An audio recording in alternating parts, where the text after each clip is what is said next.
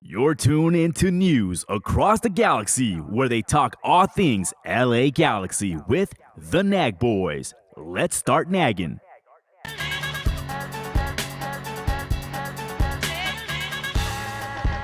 What a ball from Ricky Peach.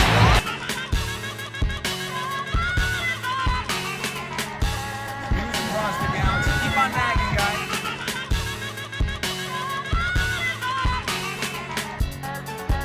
Your six-time MLS Cup champion, LA Galaxy.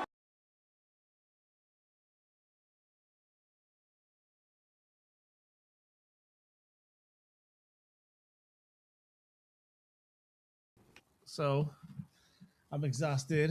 I'm tired. I'm a little sick. I'm gonna start with just making myself feel a little better. Hey, Chewy, Chewy, not Chewy, Edgar. Sir. How does it feel, bro, that SGA just won another MVP? Oh, why you gotta rub salt in the wound, man? Hey, if I feel bad, everybody else needs to feel bad.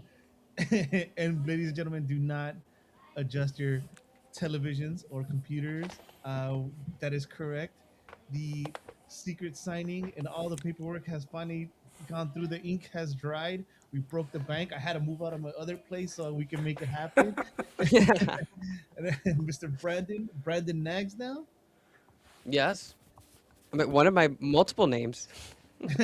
Multiple names, huh? What do you split? No. Mr. Brandon, nag of mystery. How are you, sir? Welcome to the show. I'm doing great. I'm very excited, to finally, make my debut in, News Across the Galaxy. I'm a big fan of the podcast and, I have a bunch of free time, so why not join here? Why There not we go. join? Now it's gonna be great. Now I'm gonna make references that I make references that Edgar doesn't get because I'm a little younger. He makes references that I don't get because he's a little older. Now you're gonna make references that I don't get because you're a little younger. This is gonna be great. How could this go wrong? Right? 6, Right? 7. I know how. Let's have Vanney coach this podcast. Yeah, no. Guys, if there's one word to describe this team, and I posted it online earlier, it's unpredictable. I mean, like just for shits and giggles, like whenever I do a midweek show, I always try to have a prediction, right? Based on statistics and history and everything. And this season, everything's out the door, man. Like, oh, they're going to lose in Austin. They always lose in Austin, especially in the day. No, they won in Austin. Oh, they're going to win at home, and against what is it, San Jose, not San Jose, against Kansas City. They always beat Kansas City at home. No, they lost that one. And then, of course, they go to Kansas City, and the worst team at the time, historically, an historic run of the worst team in league history. And what do they do? What do they do, Brandon? They lose again. But we're getting a little ahead of ourselves though. Let's do some housekeeping and talk some MLS. First off, I think it was today, right? Columbus Crew fired their coach. I don't think we can. Sorry, I wish I would have had his name up here. Brandon is like more the name guy. I feel like he knows off the top of his head. Columbus Crew coach name? No, no. That's good. After us losing to them, the Random memory guy. just went away. Yeah. Yep. Here, I'll bring him up real quick. Henry. 'Cause- Oh shit. Never mind. Henry. Here, I'll pronounce it. His I- name was. What was that, coach? His name was. He's still alive. His name is, bro. Oh, my bad. Sorry, guys. Where is he?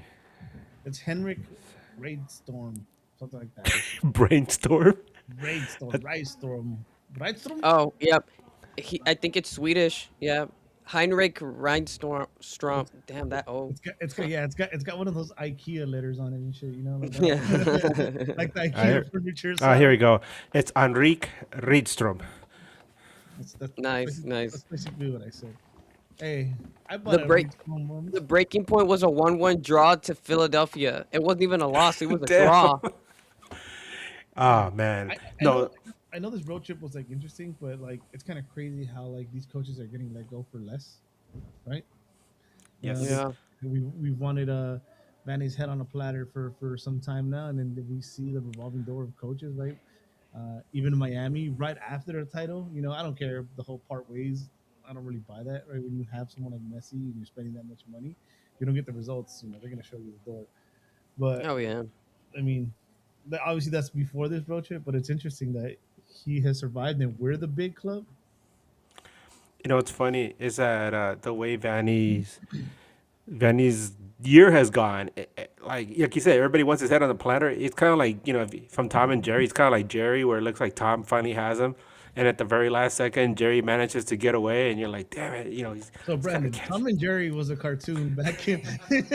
I love that cartoon. I There you watched go. that. See, That was my favorite cartoon. It was between Tom and Jerry and SpongeBob. That's what it was for me, at least. there you go. See, yeah, Eddie, point for Edgar. For Edgar. I like the older editions. The newer editions, that started falling Nah, off. the older editions were awesome, especially the Chuck Jones era in the '60s. Those were very psychedelic and Yeah, crazy. that was the This that is was the where best for me. this is where I get a little old too. Like I love like old Simpsons. I remember like recently had tuned into like a Simpsons episode and like Bart busts out with a cell phone. I'm like, nah, this is not. Eddie, you know what's crazy, Eddie? Uh, That you making that Simpsons reference, right? The Simpsons started what 30 years ago, right? More than 30 years ago. 30, 1989, I think. 38 So years. when I was a kid watching Tom and Jerry, that time between when those movies came out, those cartoons came out, and I watched them as a kid, that was a shorter amount of time than it has been since the Simpsons started, and you're referencing them right now.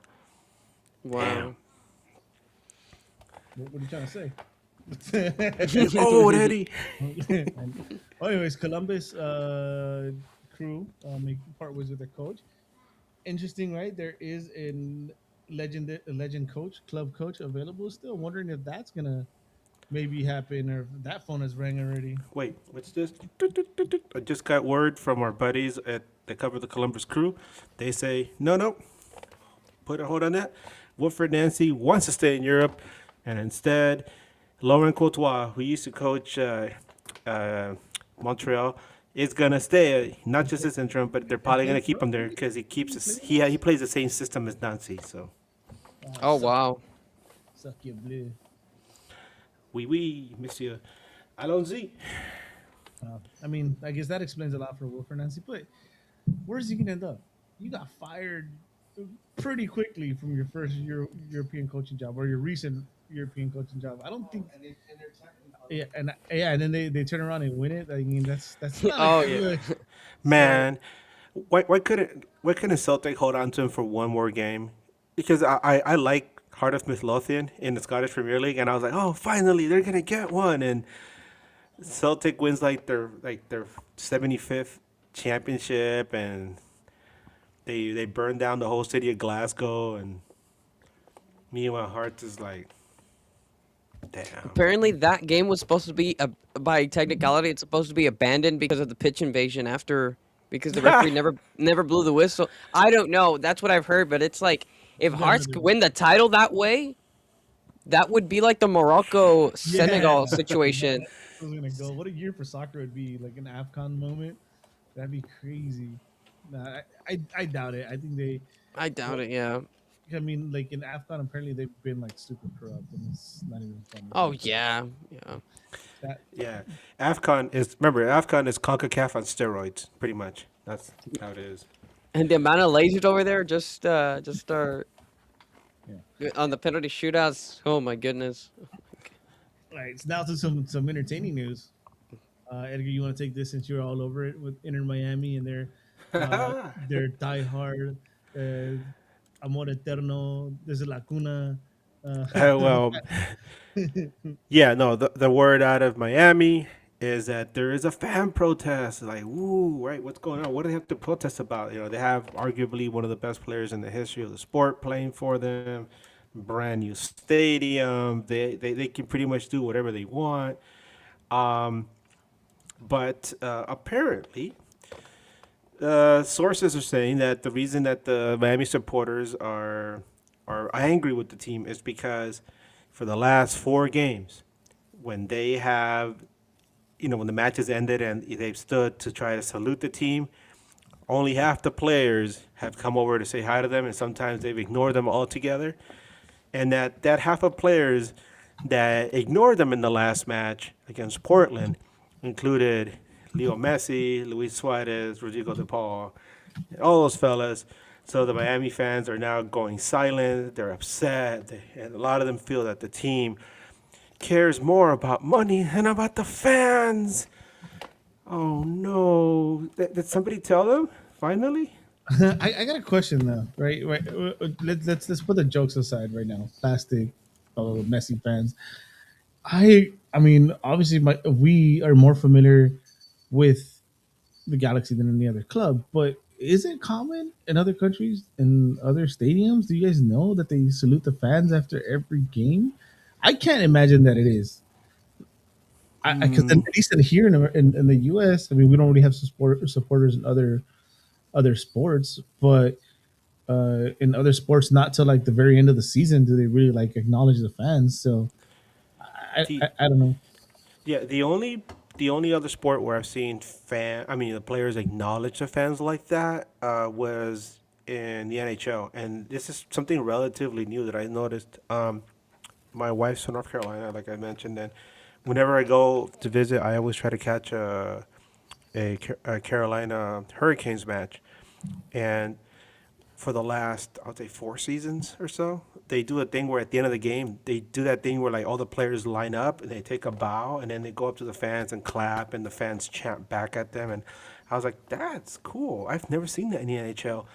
Usually, fan interaction involves the fans will bang on the glass and the players come over and hand them a stick and then they'll just walk away and that's that. But the players are actually interacting with them. But as far as MLS is concerned, the first time I ever saw that whole thing where the players come over and then they do the arms raising and the wooing with the supporters was when Greg Berhalter I'm sorry, yeah, Berhalter when he was with the Galaxy, and that was the first time I ever saw it. And apparently he brought it over from the Bundesliga because it was pretty common over there. So he got his teammates to start doing it with the LA Galaxy, and that's where that started in MLS because I had never seen any other MLS team do it before that. So, Oh wow. but as far as like other leagues, I don't know. I've caught games in Nicaragua, and I never saw the players go up and salute the Nicaraguan fans. They just leave the pitch, and that's that. So so then let me So let me let me do this question for Brandon though. Does it does it matter to you? Does it bother you that the players at the end of the game wouldn't come up and like acknowledge the fans or like do any kind of gestures towards the fans? See, as you know, as a as a Galaxy fan, I love that they do that. I think it's very considerate from the players. Even win, lose, or draw, they do it. They do it regardless. Even as of recent, with with the chants and whatnot, they still do it, and I'm very grateful, that they do it, and I think it's something that for example, for a team like Miami, they pay a bunch of money every single game. I assume that season ticket memberships are like quadruple the price of what a Galaxy season ticket membership is. And for the very least, for how much, I get it, you're watching Messi, but at the same time, I think that, Messi doesn't necessarily have to, clap at the fans or whatnot, but I think it should be a majority. If it's only half the team, I think that that's not, it doesn't look good, towards Miami. That's just what I think. That's just Okay. No, I mean just really curious. Like I don't think I'm indifferent. I don't think it really. I think it's cool, that they yeah. go up to fans. But if they didn't do it, I'd kind of be like, oh, all right, cool, whatever. Got to get home to the wife and kids, I guess. Sorry, I'm dying here. Edgar was supposed to host, but he got busy. So I'm gonna hand it off to Edgar now because Edgar is very close to the situation, and I think it's safe to say that this might be his second team, if not third, because I know he loves Charlotte as well. There's been an update on the Save the Caps. oh no, I'm not feeling well. I'm gonna have to hand off to Brandon now. Apparently, Oh, apparently, Edgar's gonna privately fund the Caps to keep him in Vancouver. What? What? Just kidding. Nah. As far as the Save the Caps campaign, obviously it's gone league wide. Even teams in lower divisions are now posting signs up to save the team because I think I mean, on the surface, you look at it, it's just the history of American sports, North American sports, teams getting relocated. One of the most earliest signs of that was the Brooklyn Dodgers, New York Giants moving across from the east to the west. And that changed the culture of both cities on the east and on the west, and in San Francisco and LA. But, it's just something that's happened so much here in North American sports. It's not common outside of North America.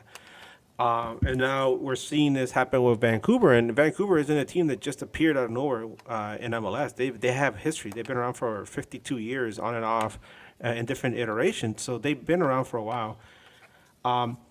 So there's like pressure to try to keep them there, because if it can happen to a team that's been around for 52 years, it can happen to any team. It's kind of like it's like you take out one of the OGs. It's like, ain't no one safe, man. No one is safe. And so I think that's one of the reasons why everybody's jumping on board with this, because they're like, no, you can't do whatever you want with any team, especially when they're part of the community. Now, as far as what the Caps is going on, there's been so much attention poured onto this that a vice president from MLS is over there, and they're meeting with three different local tribes. The chiefs of these tribes are there. So, you have, like I said, community there. You have the premier of British Columbia, who's like the governor of the state, pretty much. And then you have the mayor of Vancouver's meeting with the owners, and they're all trying to figure out a way that they can keep the team there. And apparently, what they're trying to work toward is extending the lease that they have at BC Place, which is their stadium, for at least a couple more years. And during those 2 years, they can make a real push to try to keep the team where they are now. So that's what's going on. The team made an official statement that saying, yes, we are meeting, and that was pretty much it. But as far as what's going on behind the scenes, that's what we've heard so far from our buddies Nathan and Josh, who cover the Caps. So still a lot, a lot of talk, nothing really put on paper. So until that happens, I think just got to keep pushing and try to keep them alive, man. But let me ask you this, Edgar. Like, knowing what we know now, extending what good, who is going to be open to and who's going to be willing to take it on with an extended lease at that stadium? We know what they get. Like and there's no guarantee, right, that they're going to get a new stadium deal or be able to build a stadium somewhere else. So is there really someone out there that's willing to fork out the money to potentially lose millions and millions of dollars and at the end of the day not succeed? I mean, again, I don't want them to go, right? But if you're asking somebody from the outside looking in, it looks bad. It looks grim, especially if a city like Las Vegas is in play, which they're trying to become like the sports city and seems to be doing a pretty good job at it. And I know Garber might not come out and say it, but Garber's backing that up too. He wants it in Vegas. That's it's a booming sports. It's becoming a booming sports town. So I don't know. It's looking worse and worse. I didn't know what the news was. You just told me right now. To me, that doesn't bring much hope.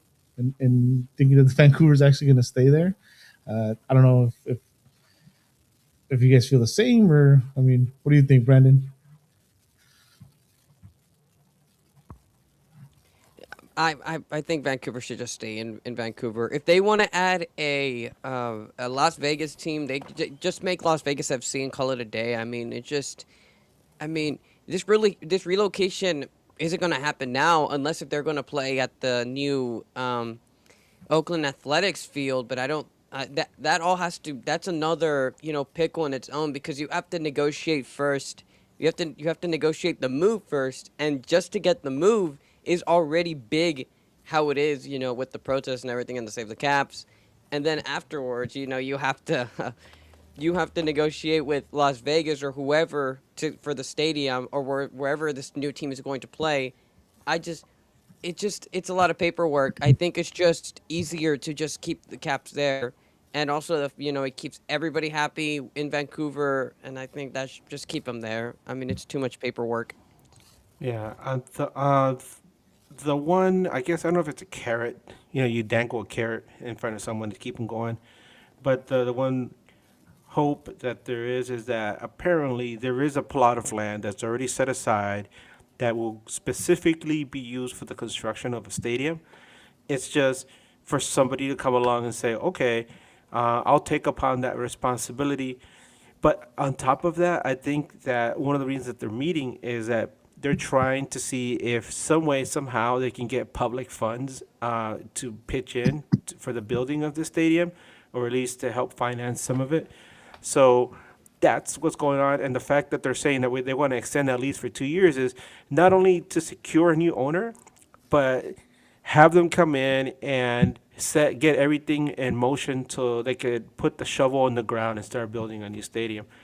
Now, as far as Vegas is concerned, I mean the clock, the clock is going right now, and apparently midnight strikes on midnight of this year, at the end of the year, right, 12/31, and after that, Vancouver no longer has a lease at BC Place.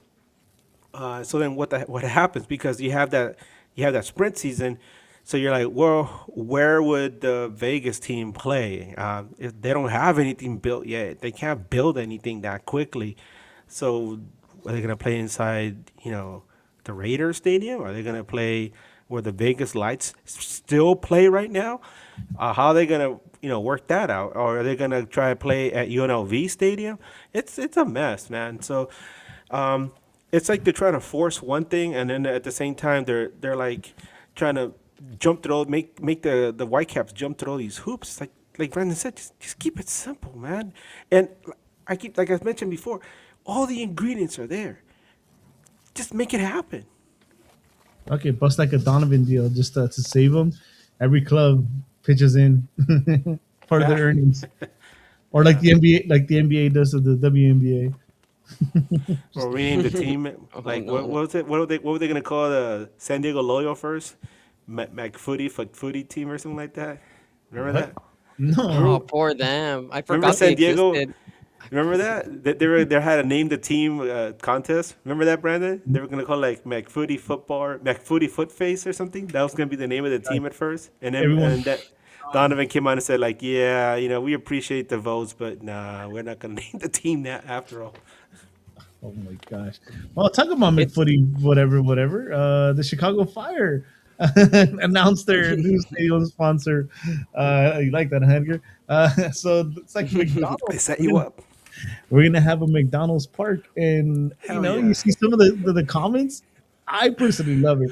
If you call it McDonald's Park, though, I only ask one thing: Say there's it. gotta be a play. No, there's gotta be a playpen and a ball pit, Yes, right? man. And Oh my God. the best comment I saw though was like, man, it's gonna be great going into McDonald's Park and asking for an ice cream just to hear that the ice cream machine's broken. Oh man, what a missed opportunity to call it, McDonald's Play Place though. Oh my God, that would have been awesome, dude. It's a look, whatever you say, whatever you want, but it's a great partnership for MLS. McDonald's is huge, right? Yeah, Yeah. maybe it's not the best for you, but it's a fucking huge sponsor, and with the global exposure too. So Hey, being a Chicago Fire fan isn't the best for you either, apparently. Yeah, it is. that's true. We're not beating the Burgerly allegations. Oh, and I don't know if you guys saw the Chicago Fire all week has been posting photos and videos of their mascot Sparky playing with Grimace in the location where they're building the stadium, and it just came to my mind, because if you know anything about New York sports, the Mets are all about Grimace, and NYCFC too. So I was like, that's it. Let's set it up. The custody of Grimace battle. Put Grimace on that shark cage and just have the Fire and NYCFC go at it and see who gets them. Oh man, if they sell Grimace shakes there, I'm just gonna go to that stadium just for that. Chicago's a cool city too. If you haven't been, It's a huge city. yeah, you got to do the what is it? The architectural tour, whatever. As lame as it sounds, they take you like on the river and you like check out the buildings. Dope. Hey, Brandon, what were you saying about the Grimace shake, man? Bring it back. It was a good drink, but people were doing that trend back then. They were throwing people were dying off it and then like spilling a bunch of it as like a crime scene. The drink was actually good, and I was sad when they removed it. It just, I don't get where they got the trend from, but it These just kids, these kids don't. it was funny but super wasteful. These kids don't know how to. This is their McRib. Oh my God. The McRib was so awesome. I had a friend who would actually, when he heard that the McRib was coming around, he would actually turn it into a holiday. He would actually, call out of work. He would Ah, go and set up outside like the closest McDonald's. Then he would drag me and my other friends over, and we would all get in line and order like a McRib. And he'd be like, "Okay, guys, are you ready? Are you ready? Let's go!" And we all take a that's bite. And that's what we'll do with the Grimace Shake. If it comes back, everyone in NAG has to call off work. We have to go together to It, get it, it. took- it took me a while to get one. It took me a while to get one because I wanted to actually try it because it was selling out in Yeah. LA. I had to actually go to a McDonald's in I think it was like City of Industry or something like that. But Ew. it but not because for the shake, but it was because Yeah. but I was doing something else there, and I'm like, I think I'm gonna see if there's a Grimace shake, and then I see one, at a nearby, and then I just get one. Drink. It's actually really good, but then they Yeah. end up removing it like a week later, so Yeah. it's Same. sad. We will actually. I don't know if that video still surfaced, but we did one of those videos. We didn't waste it though. We didn't waste it. No, we didn't. It was sitting on the floor. So it was sitting on the floor, and like one of our friends is like passed out, and then someone comes running. Oh my god! He didn't finish his shake, and he grabs it and he walks away with it. Yeah, but I get you. Yeah, the first two times it was sold out, and yeah, it was good. So McDonald's, bringing do back McDonald's. You guys brought back the Szechuan sauce for Rick and Morty. oh Bring yeah, back the Grimace shakes for Brandon. For the McRib, how is that? Is that like, does it still have the bones of the rib inside it, nah, or how does that? Or you nah. just bite it It's like a like mystery meat, man. It's like Play-Doh flavored. It's like barbecue flavored Play-Doh. Oh wow. It's something I think you should try once and never again. Yeah. Oh okay. Yeah, that So makes sense. let's move forward here because too much McDonald's talk. Now I'm getting hungry.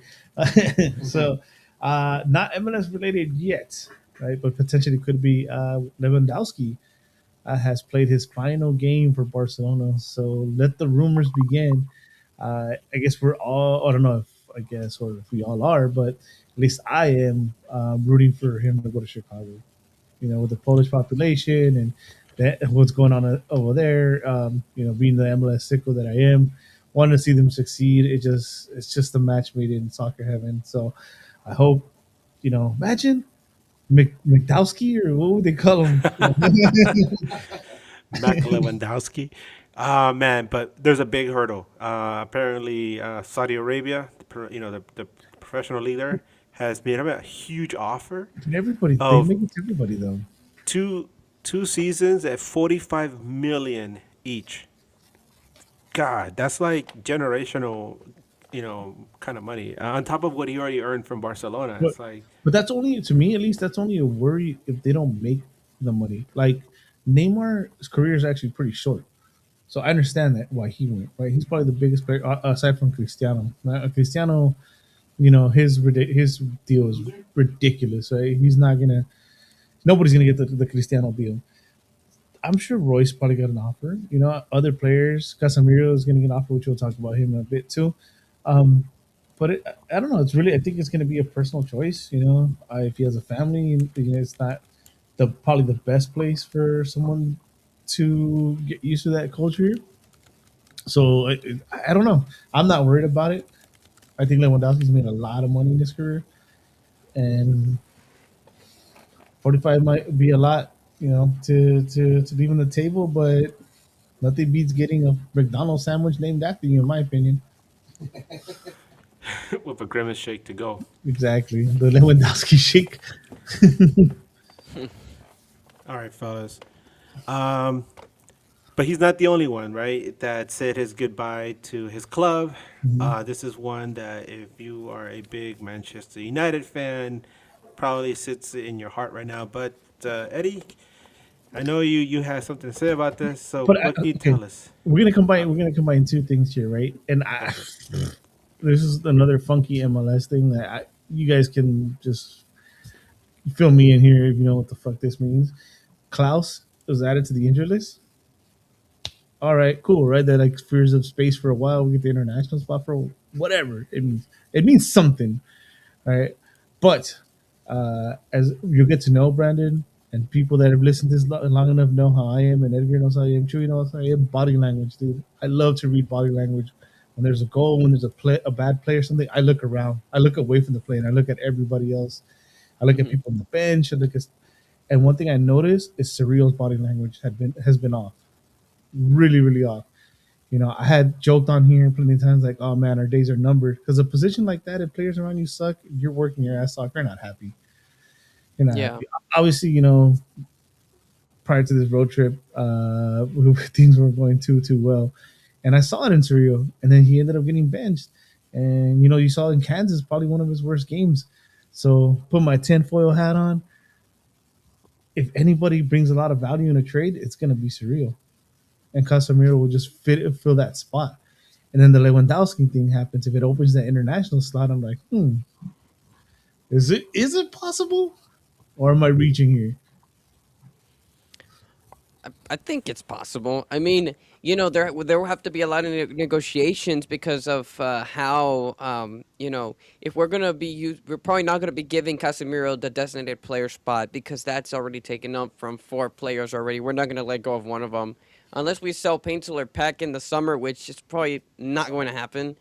Um, we're probably gonna have to give him a contract that a club friendly contract, kind of like Royce. Casemiro has to be more like, Royce when it comes to like a club friendly contract. Because Royce, he's only being paid on 900K. I mean, I was questioning it when he was extended, but I think he's proved his value. But someone like Casemiro, I think it has to be a club friendly contract. But I'm not sure what Casemiro and his agent are going to, you know, to say because there's also going to be better offers from Saudis and maybe Mexico and these other different clubs. So we'll see what happens. Let me propose this to you, Edgar. You Sir. remember one time in LA Galaxy history, we traded a DP on the same year that we signed him. I'm looking at Klaus, right, with the way we play at times without him. To be honest, I think sometimes the football looks better without him, and not saying that he's a bad player, but just not the style.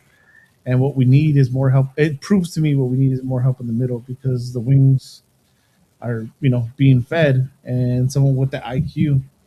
So Edgar, you hear for the possibility of trading Klaus away, using that DP slot for Casemiro, and then shopping maybe for an MLS striker.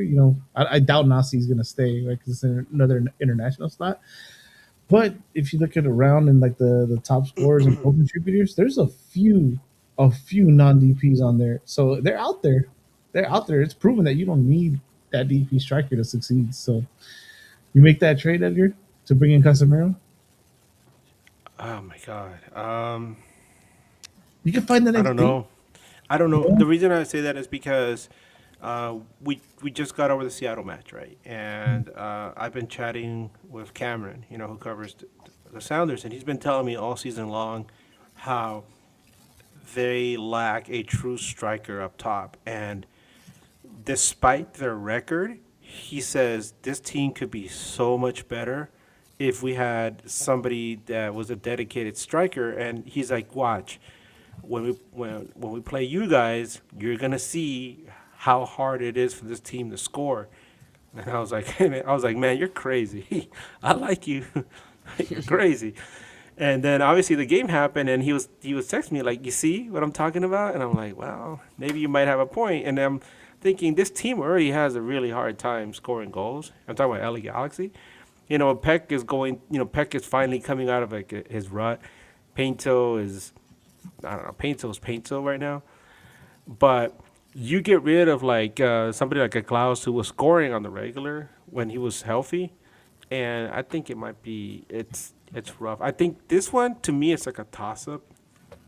I don't know. I think if somebody pulled the trigger on this, and you bring in somebody like Casemiro who brings some stability to that midfield, yeah, okay, I can go with that. But if you stick with Klaus and then he comes back and he adds to what Galaxy is already building right now and solidifies that attack, I think that's also a win. But that's if he stays healthy. And his history doesn't say that much, right? His numbers aren't DP numbers though. I've said this since the moment we Yeah. signed him. Yeah. I mean, Yeah. Matt told us that from the very beginning. Brandon, I don't know if you remember, we have Matt Baker. He covers St. Louis. And I asked him the big question at the end. I asked him, is he still a DP? And he's like, he's like, that's a good question, Edgar. And Matt's a guy who's like a straight shooter. So I was like, he's like, that's a good question. I don't know. He's like, at the very least, he's like bottom tier DP. But by the end of the season, he can no longer be considered a DP unless he puts up incredible numbers, right? So you heard it from a guy who covered who covered St. Louis, regularly, and he saw him, a lot longer than we did. So if he's saying that, and then we're seeing what we're seeing, yeah, I don't think he's a DP at the end of the season. I think they're gonna like talk him down. So Yeah, I mean, as he got to like if we bring him back, oh man, that's gonna yeah maybe during the summer transfer window, is I'm that a- possible? Yeah. Is that a thing? yeah.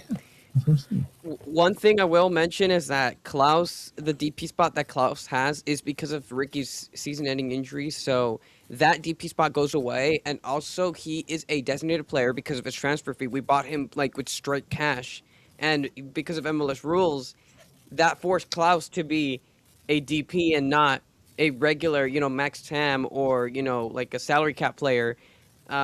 If at the when we because his contract, if his DP contract is only 1 year, we're gonna extend him. We're probably going to extend him if that's the case. Because if we paid like I think it was like $2-3 million for the guy, if we paid that much money for him, we're not gonna let him go that easily. I think we're going to keep him, but as a max tam or uh but not as a DP. He's not going to be a DP next year because Ricky Pooch is going to come back, and that season-ending injury list DP goes away. So it's complicated because we could have had Casemiro as the Ricky Pooch's replacement, but since we bought Klaus with straight cash, that's not possible until next year, and I don't, and that's and the decision has to be made in the summer because he's done with United now. Yeah, and then that was that's something that bothers me too. How we I don't know if you know the reports, Brandon. Before we knew Ricky was going to be out for the whole year, uh, they were really trying to get Klaus, right? So Yes, that's one thing that bothers me. That you're telling me that you were kind of looking in to bring him as a non DP, right? And and then we got someone, desperate. yeah, we got We desperate. got we got desperate, and we just threw Yeah, the money at them, and he's a designated player now. and then the timing is to me the timing that they do this in the year that they do this in a World Cup year where the World Cup is coming here, that's what drove me crazy. If I would have much rather had left that DP slot open to see what becomes available instead of what Hmm. we did. And I get it. I get that he's not making DP money for the transfer, all that, but still, I think to me that's poor. I mean, obviously, I'm sitting here doing a podcast and making money over there, but I mean, for me, it looks like bad business. You know, Yeah, and go ahead. Sorry. and the desperation as well doesn't come just from the Ricky Pooja injury. It also comes as a this year 2026 is a go big or go home season. We could not have another 2025 again, and that's another reason why they just shot they just went for it. We, And Klaus was in mind because after we sold Joveljic, we wanted the nine. We wanted to bring someone in, but then constraints, and then all these different factors come in, and the general location money and all this different stuff. There was so many things that prevented Klaus from coming in earlier. Replacing Joveljic because Joveljic he got the designated player contract over there at Sporting Kansas City. But I know it was a mistake to sell Joveljic, but then we were supposed to get yeah. Klaus after 2025 or after 2024 or something. I don't know, but like it just the whole idea of of just throwing the money after seeing Ricky Pooch getting injured without really thinking about it, I think it was a mistake. But Yeah. I like Klaus. I like Klaus as a player. I No. think if he were to get fed, if he were to get fed, he would be a proven goal scorer. But the thing is, with Greg Vanney, his play style is kind of similar to with the possession base. It's kind of similar to Manchester City, and with right now at Manchester City, Erling Haaland isn't doing good right now because the only thing that Holland is supposed to do is finish, but with Wariola, you're playing with the wingers and not really feeding the strikers. So Holland isn't doing well, and Klaus isn't doing well with us. You So heard it here first. that's Brandon said it. Holland's unhappy at City coming to the Galaxy. he looked lost in that FA Cup final. By the way, he Bring him looked over, man. lost. Bring him over a Yeah, max TAM deal. Right? Yeah, he'll definitely take it. Come live in LA for 1.7 million a year. Um, he gets the LA life. yeah, exactly. You get that beautiful hair, all the beauty salons we have here. But we can talk about Klaus all day. So we actually got to get through the two games. I think the Kansas one we could kind of like talk about it overall because it Oh, was I don't know what it was, right? I'll go to the lineup real quick and then you can go with your thoughts, Edgar. So, well, in my opinion, this is like the strongest lineup we had recently. So we came out with uh, Mark Mark Ch- Mark Chachowski at oh my goal. God. Mike Wachowski. Mauricio Cuevas at right back, Galesnes and Garces in the center backs, John Nelson at left back, Cerrillo and Sanabria at CDMs, uh, Royce playing in that number 10 spot, Peck out right wing, Harper Miller at left wing, and Pincel on top. So we saw this. No way we were losing this, but I don't know. Somebody tell me what happened. Uh, don't know. I'll tell you. Oh, we lost Eddie. Oh no, no. Oh I tell you, no! we had Chad Smith, who Let's get it. I'll covers. stop you for a second. What's that? Oh, we had Chad Smith, who covers Sporting Kansas City on. What's up, Guti? And so, yeah, we had Chad Smith, and he was like, this team it's a mix of a bunch of young guys that should just really be in USL or in MLS Next Pro, and um, the team has some players that that might have an impact, but his overall, there is no way that they should beat LA Galaxy. He goes, we see this as the Galaxy revenge game, uh, and lo and behold, LA Galaxy so unpredictable. It was the other way around. And it proved more of Dejan Joveljic saying, whenever I play the Galaxy, I'm gonna score, right? And man, he scored again, obviously. But this game, I don't know. Vanney said, obviously afterward, we already heard it, that the team stayed in the hotel, right? It's like they never left the hotel. But what I was looking at was like they just got bullied by this team that should not be doing these kind of things against them. And Galaxy just kind of walked through the paces, and before they knew it, they were already down 2-0. It was 2-0 at the half, right? And then at that point, you're like, what? What just happened? I don't know. It was so Reasonable confusing to me. feeling. It's a reasonable Yeah, feeling.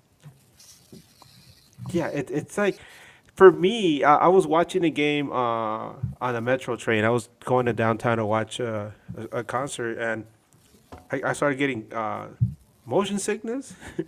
But I think I was also upset about the game, and I think in the end it was just like I had nausea, and I was like, "Oh, this game made me sick." Um, but also just the performance that they put out there, and for a while there, I don't know how to feel, and I always tell people, it's one of those situations where like you get hit, and it's that moment between getting hit and then actually having the pain register. That's what I was feeling at that moment. I was like, what? And then you realize that the team is down to this other horrible team, and then you're like, why?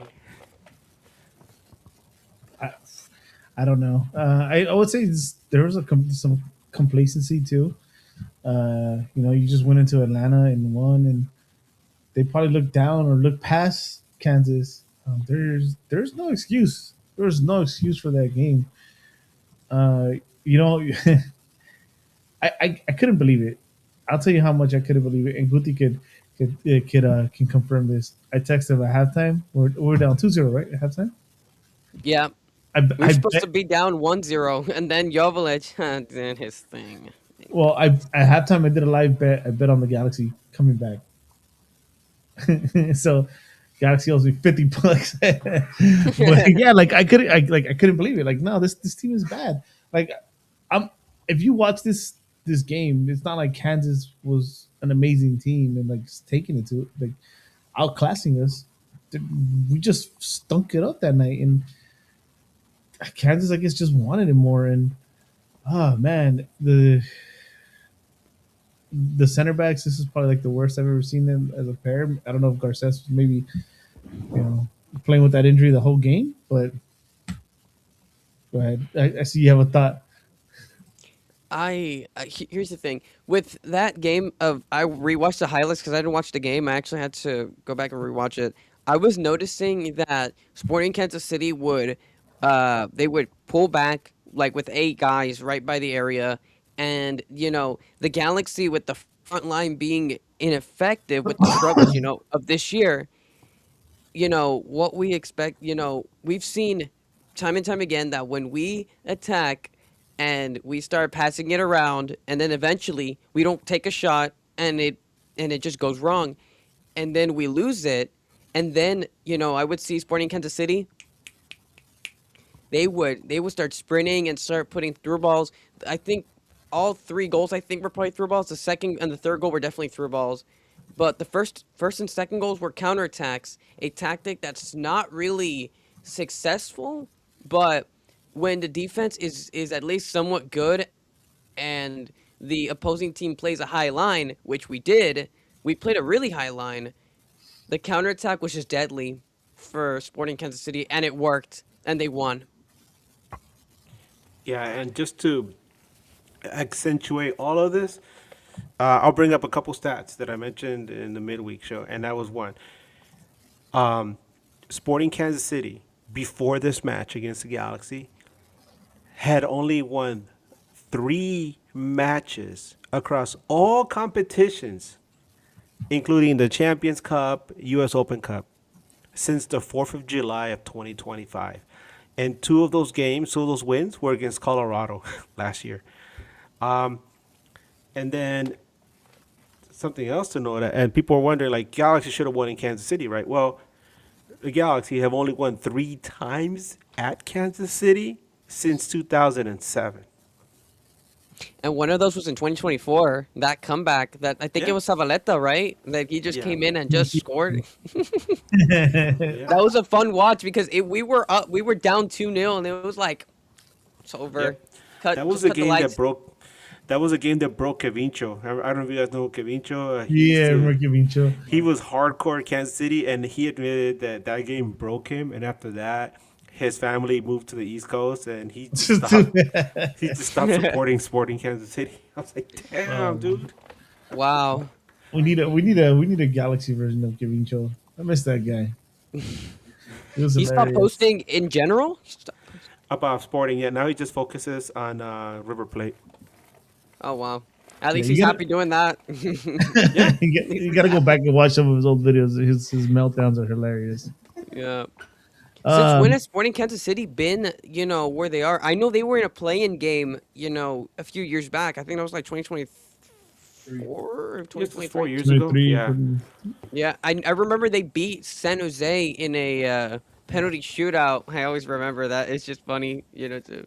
But afterwards, they haven't gone back to playoffs. They've been a Winston contender, and they have a proven striker like Joveljic dropping big numbers that we could use, and they're not, and they're still wooden spoon. It's just not enough. You need to have a consistent team all around to help well, Joveljic score, and also to have players that can score with him. well, the yeah. thing is that they had Peter Vermees back then, and he did basically everything for them. So when they did fire him, they didn't just lose a coach. Like, they lost everything. They lost a coach, their scout, their GM, their hot dog vendor. They lost everything. Like, this guy was, he was Sporting, and he maybe was never like the like a contender every year, but he was at least in play. You know, like he was always like playoff range. You know, always like a team you kind of had to worry about. Yeah. So they're big shoes to fill. It's kind of like when we lost Bruce. You know, they lost their whole infrastructure. Yeah. Yeah. According to Chad, also, he mentioned that the team didn't spend much. So it's one of those situations where you have like a manager that's stretching the buck, making the most out of what little he had, and then you get rid of him, and then you're surprised that oh shit we suck. It's like, well you were not really spending on talent, and then you're trying to like rebuild from scratch. Of course you're gonna be bad. So now they have Wiki in there, and he's trying to pretty much rebuild from nothing. And but you know what though? They beat the LA Galaxy. They're like they haunt this team. I bet you Vanney goes to sleep and he sees like the Sporting Kansas City mascot like flying in his face or something. And also, Sporting Kansas City have a team. They had a team. They built a team out of people that all they wanted to do was be compliant. That's their team. Their team is a bare minimum team.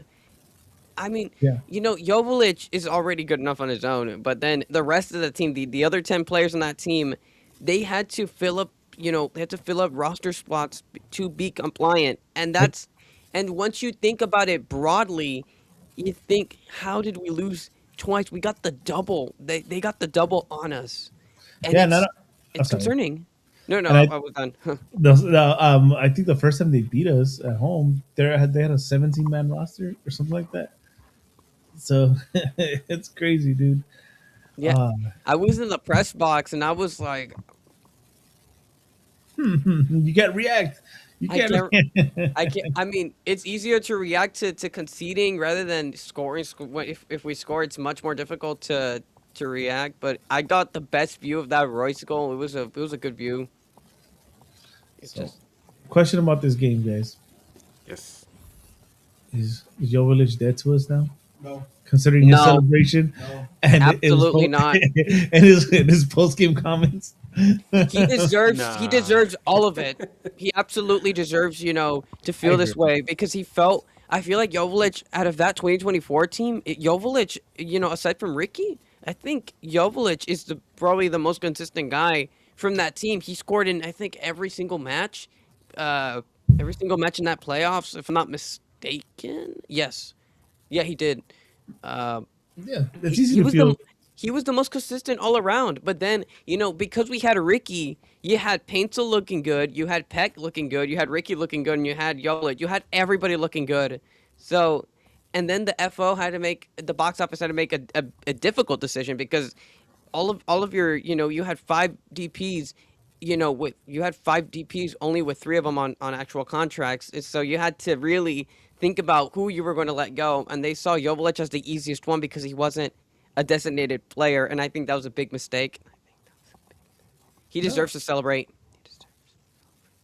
I agree too. No, it's easy for him to feel done wrong. After that, like Absolutely. who wouldn't? And don't forget that image of him leaving the stadium. They pretty much gave him a hefty bag to grab all his stuff and like leave. Trash Remember bag. that? Yeah. Nah, man, you don't know anything about fashion. That was like I don't know, one of those stupid brands. Like I'm too tired to even think.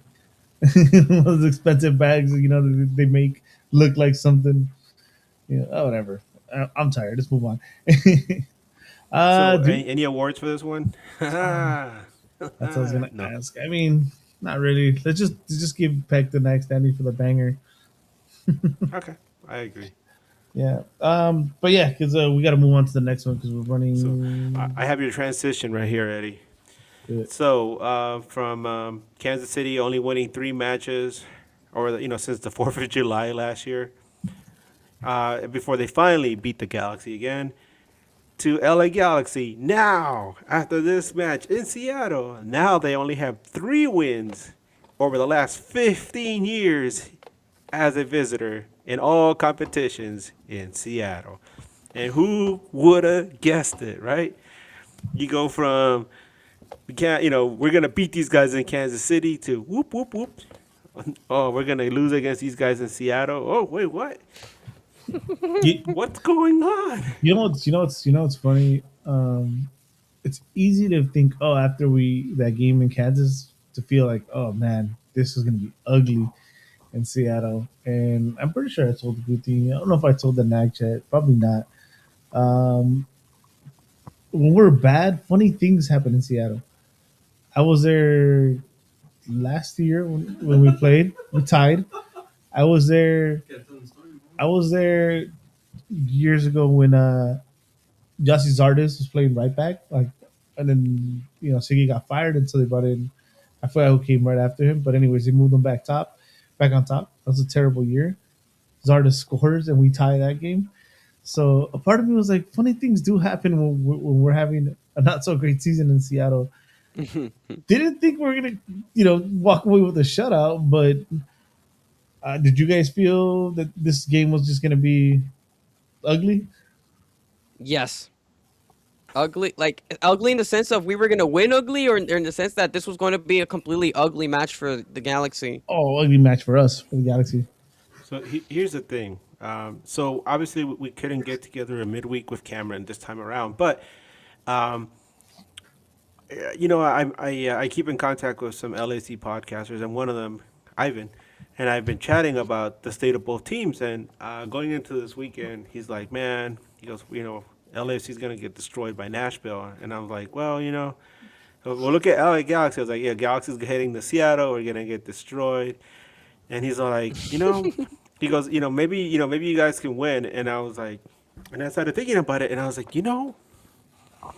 I did say that they were gonna win in Kansas City, and then they're going in this game. I was like, I think they might pull it off. But I was like, I'm just kidding. I think I'm just making stuff up. I was like, gosh, this season is so unpredictable that both the Galaxy and LAFC are gonna win this weekend, even though we both think that they're not. And and then the match happens, and I'm like, what the hell?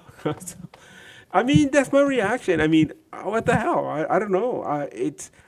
At one point I felt like Seattle was kind of overwhelming the Galaxy as far as like getting all these shots off, because there was a period when they were just going off. Yes. But then, Eddie, didn't I tell you at some point JT Marcinkowski was much better than Novak Mitrovic? And I know Guti's probably rolling around right now when I say that, because he's a Mitrovic fan. But I did mention as soon as JT Marcinkowski would get healthy, he was going to take over, because that guy, like at one point, him and Tim Melia were considered the cream of MLS. And it just so happened Marcinkowski got hurt. And as soon as he gets back to top form, that dude's going to be one of the better goalkeepers in MLS. I don't know if he can be back to what he was before he got injured, but he's definitely not mid anymore. I think he's one of the better goalkeepers in MLS. No, you did. But to be fair, it's like the bar was pretty low. It's not like Mikovic is like this amazing keeper. That's the argument we've had. Careful, Guti hears you. No, I'm he's not a a fan. I am he's not a a fan of how Mitrovic got the starting position. He threatened to leave, and that's why he got the starting position the year after we won the cup.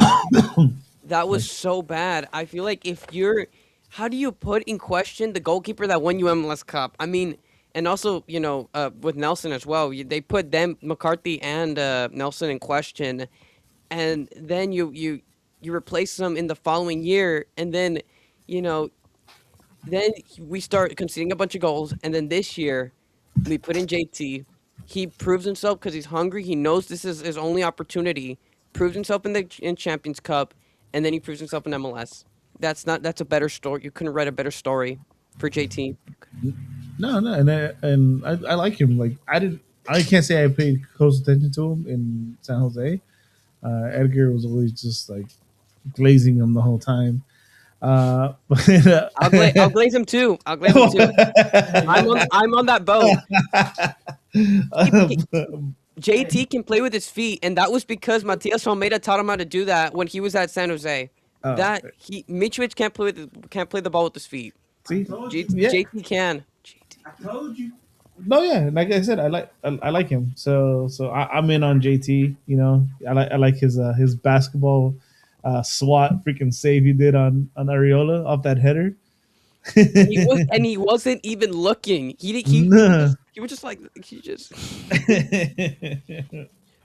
Oh shit!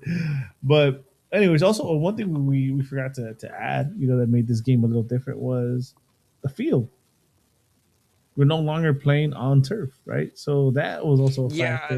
yes, the field. Um, that's something I wanted to bring up because it was an observation I had midweek. Mid at halftime of that game against Seattle, where LA Galaxy, I felt more comfortable playing on grass than Atlanta and Seattle did, because obviously their stadiums are built to have artificial turf, and that's what Atlanta is used to. They're playing on artificial turf, and they just installed that pitch not that long ago. And same with Seattle, they're not used to that. The ball bounces differently, it skips differently, and obviously we have natural grass. So I think whatever small advantages you can take, go for it. And I think this is an opportunity where LA Galaxy probably benefited from something that they probably are not gonna admit.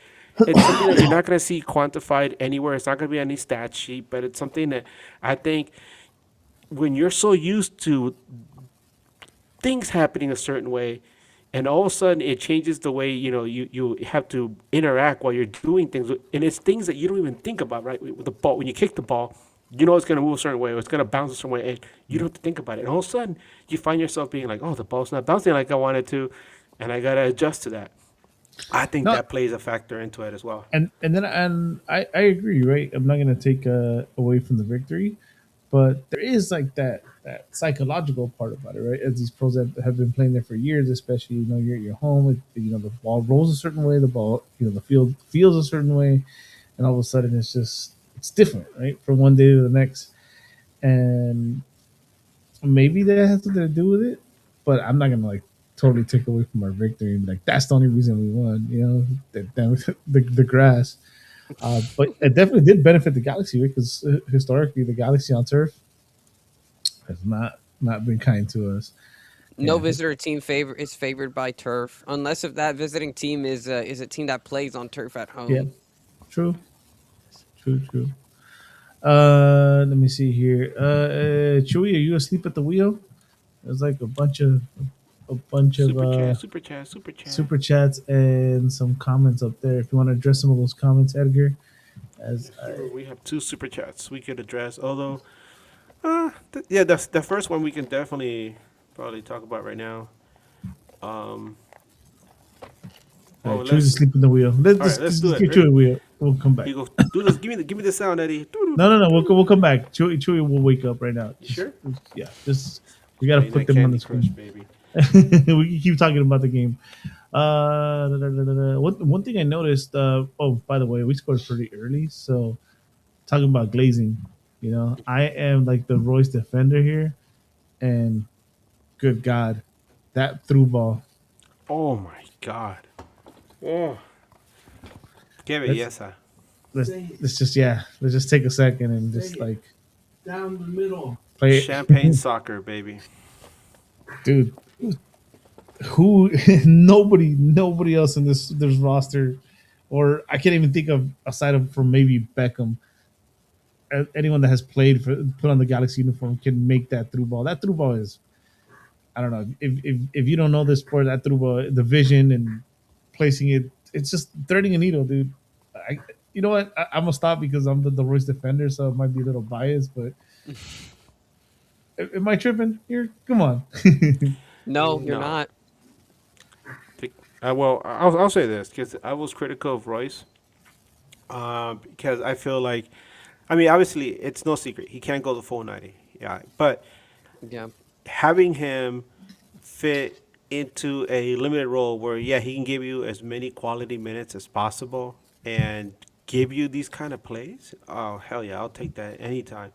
But this pass, this is it's a worldie, man. Like, he not only did he thread the needle between two defenders, he managed to pass it to him in stride, so he didn't have to break stride, or he didn't have to like slow down a little to try to gather himself. No, that thing was served to him on a plate, and we have seen Royce do this several times over the past few weeks, and no fault of his, the Galaxy players he's passed it to haven't had any idea what to do with the ball.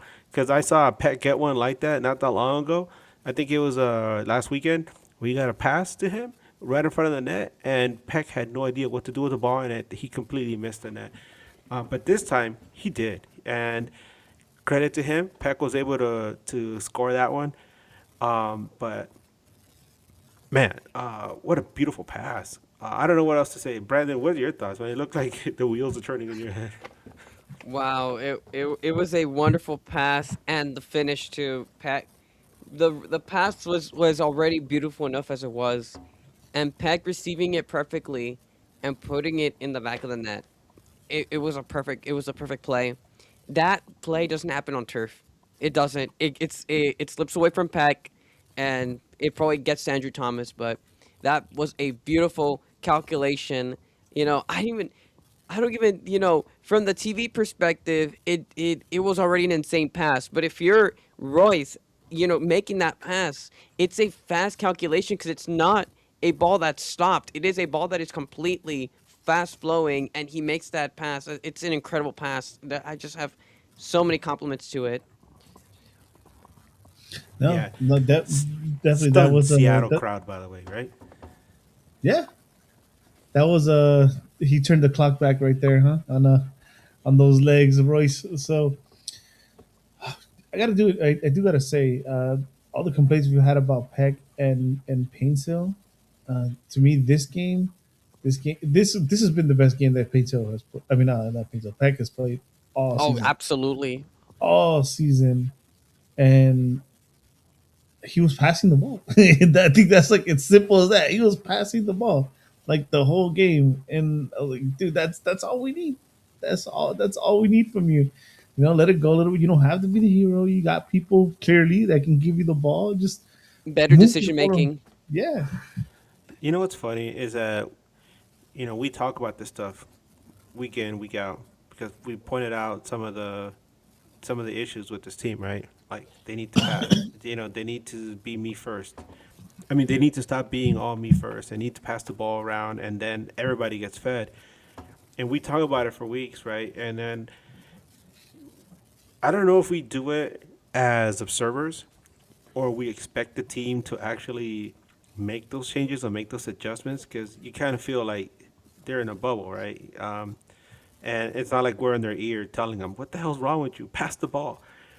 And so when you actually see them make adjustments or you see the players change their scheme to actually address those issues, it feels really good. And so Peck still doesn't seem to me like the same Peck we saw in 24, but at least he's scoring, right? And at least you could see his confidence start to grow more, and you could see how important it is for him to not just focus on putting his head down and heading towards the goal, but involving his teammates.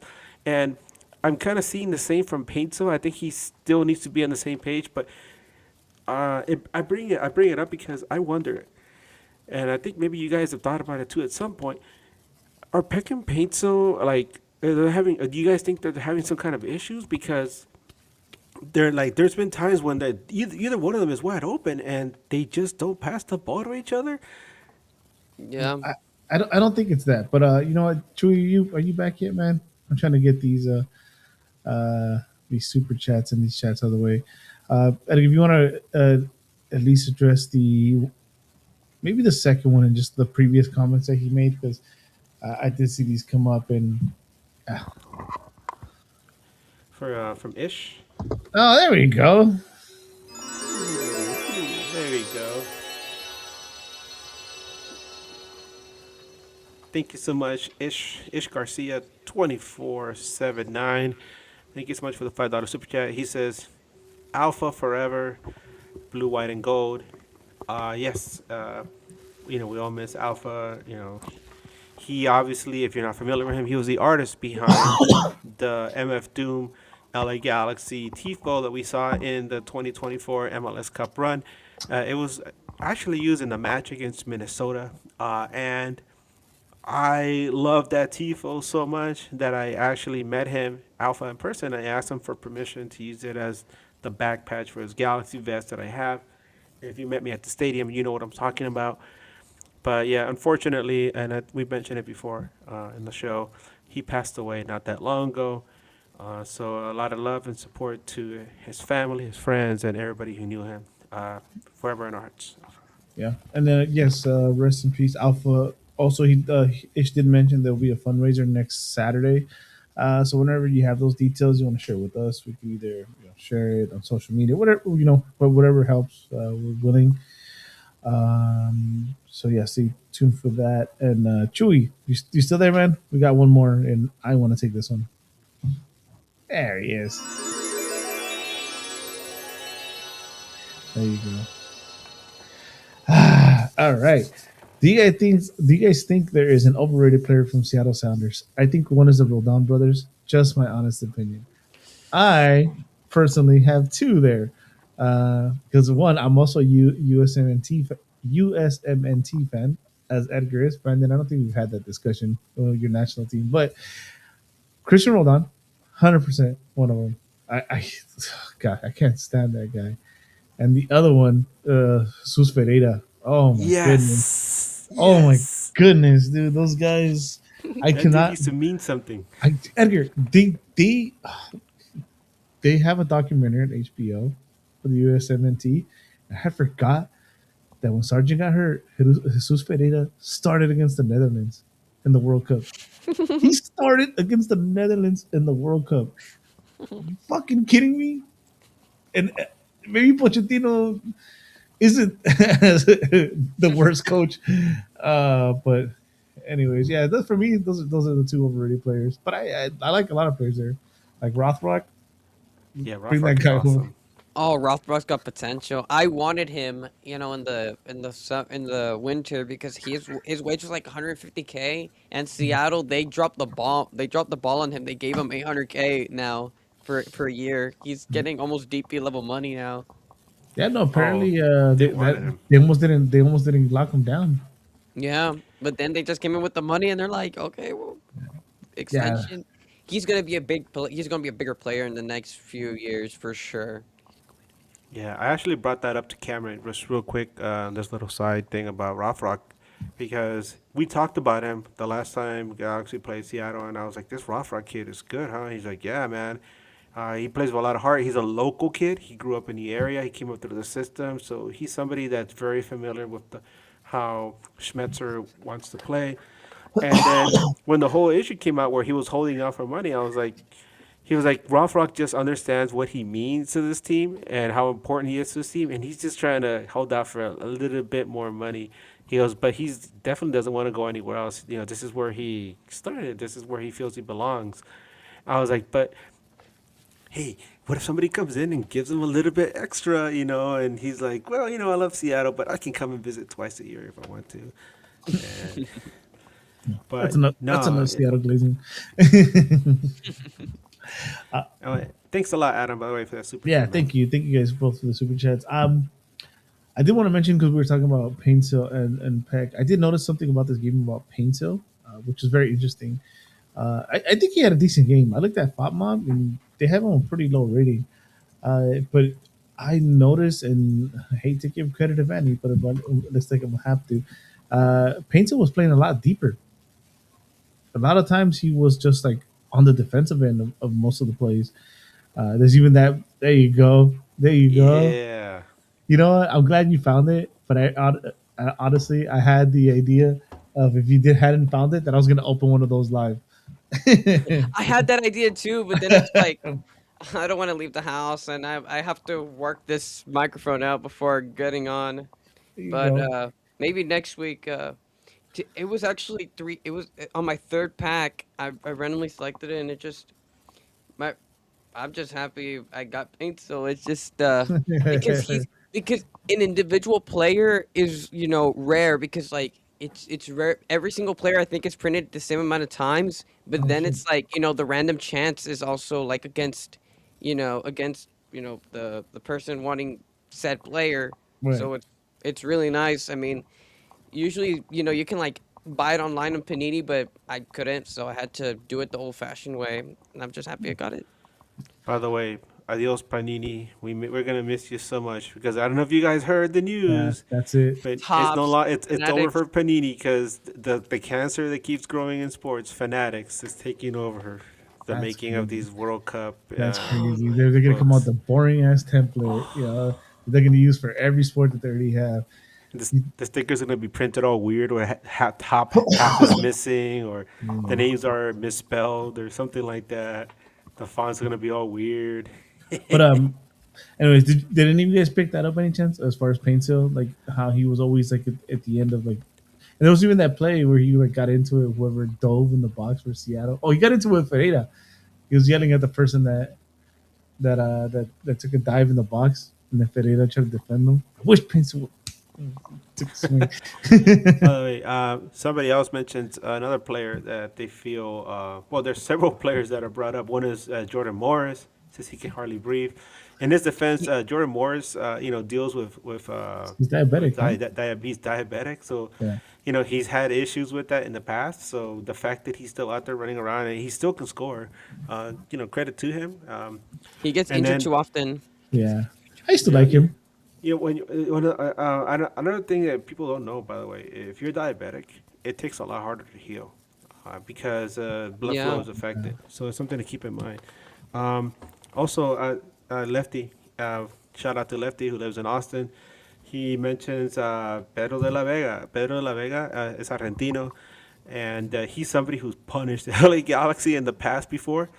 Um, but I think I heard like an interesting story where, for some reason or other, he's in Messi's doghouse, and Messi once told him, "As long as I'm involved with the national team, you're not gonna ever I find remember yourself on that. that roster." Wow. I remember that. Was it that guy from Seattle who told us that one time? Remember that we were at the game and No, he I think it was pretty. It was out there. Like or it it was might have on been Twitter and Cameron who stuff. told us, I think.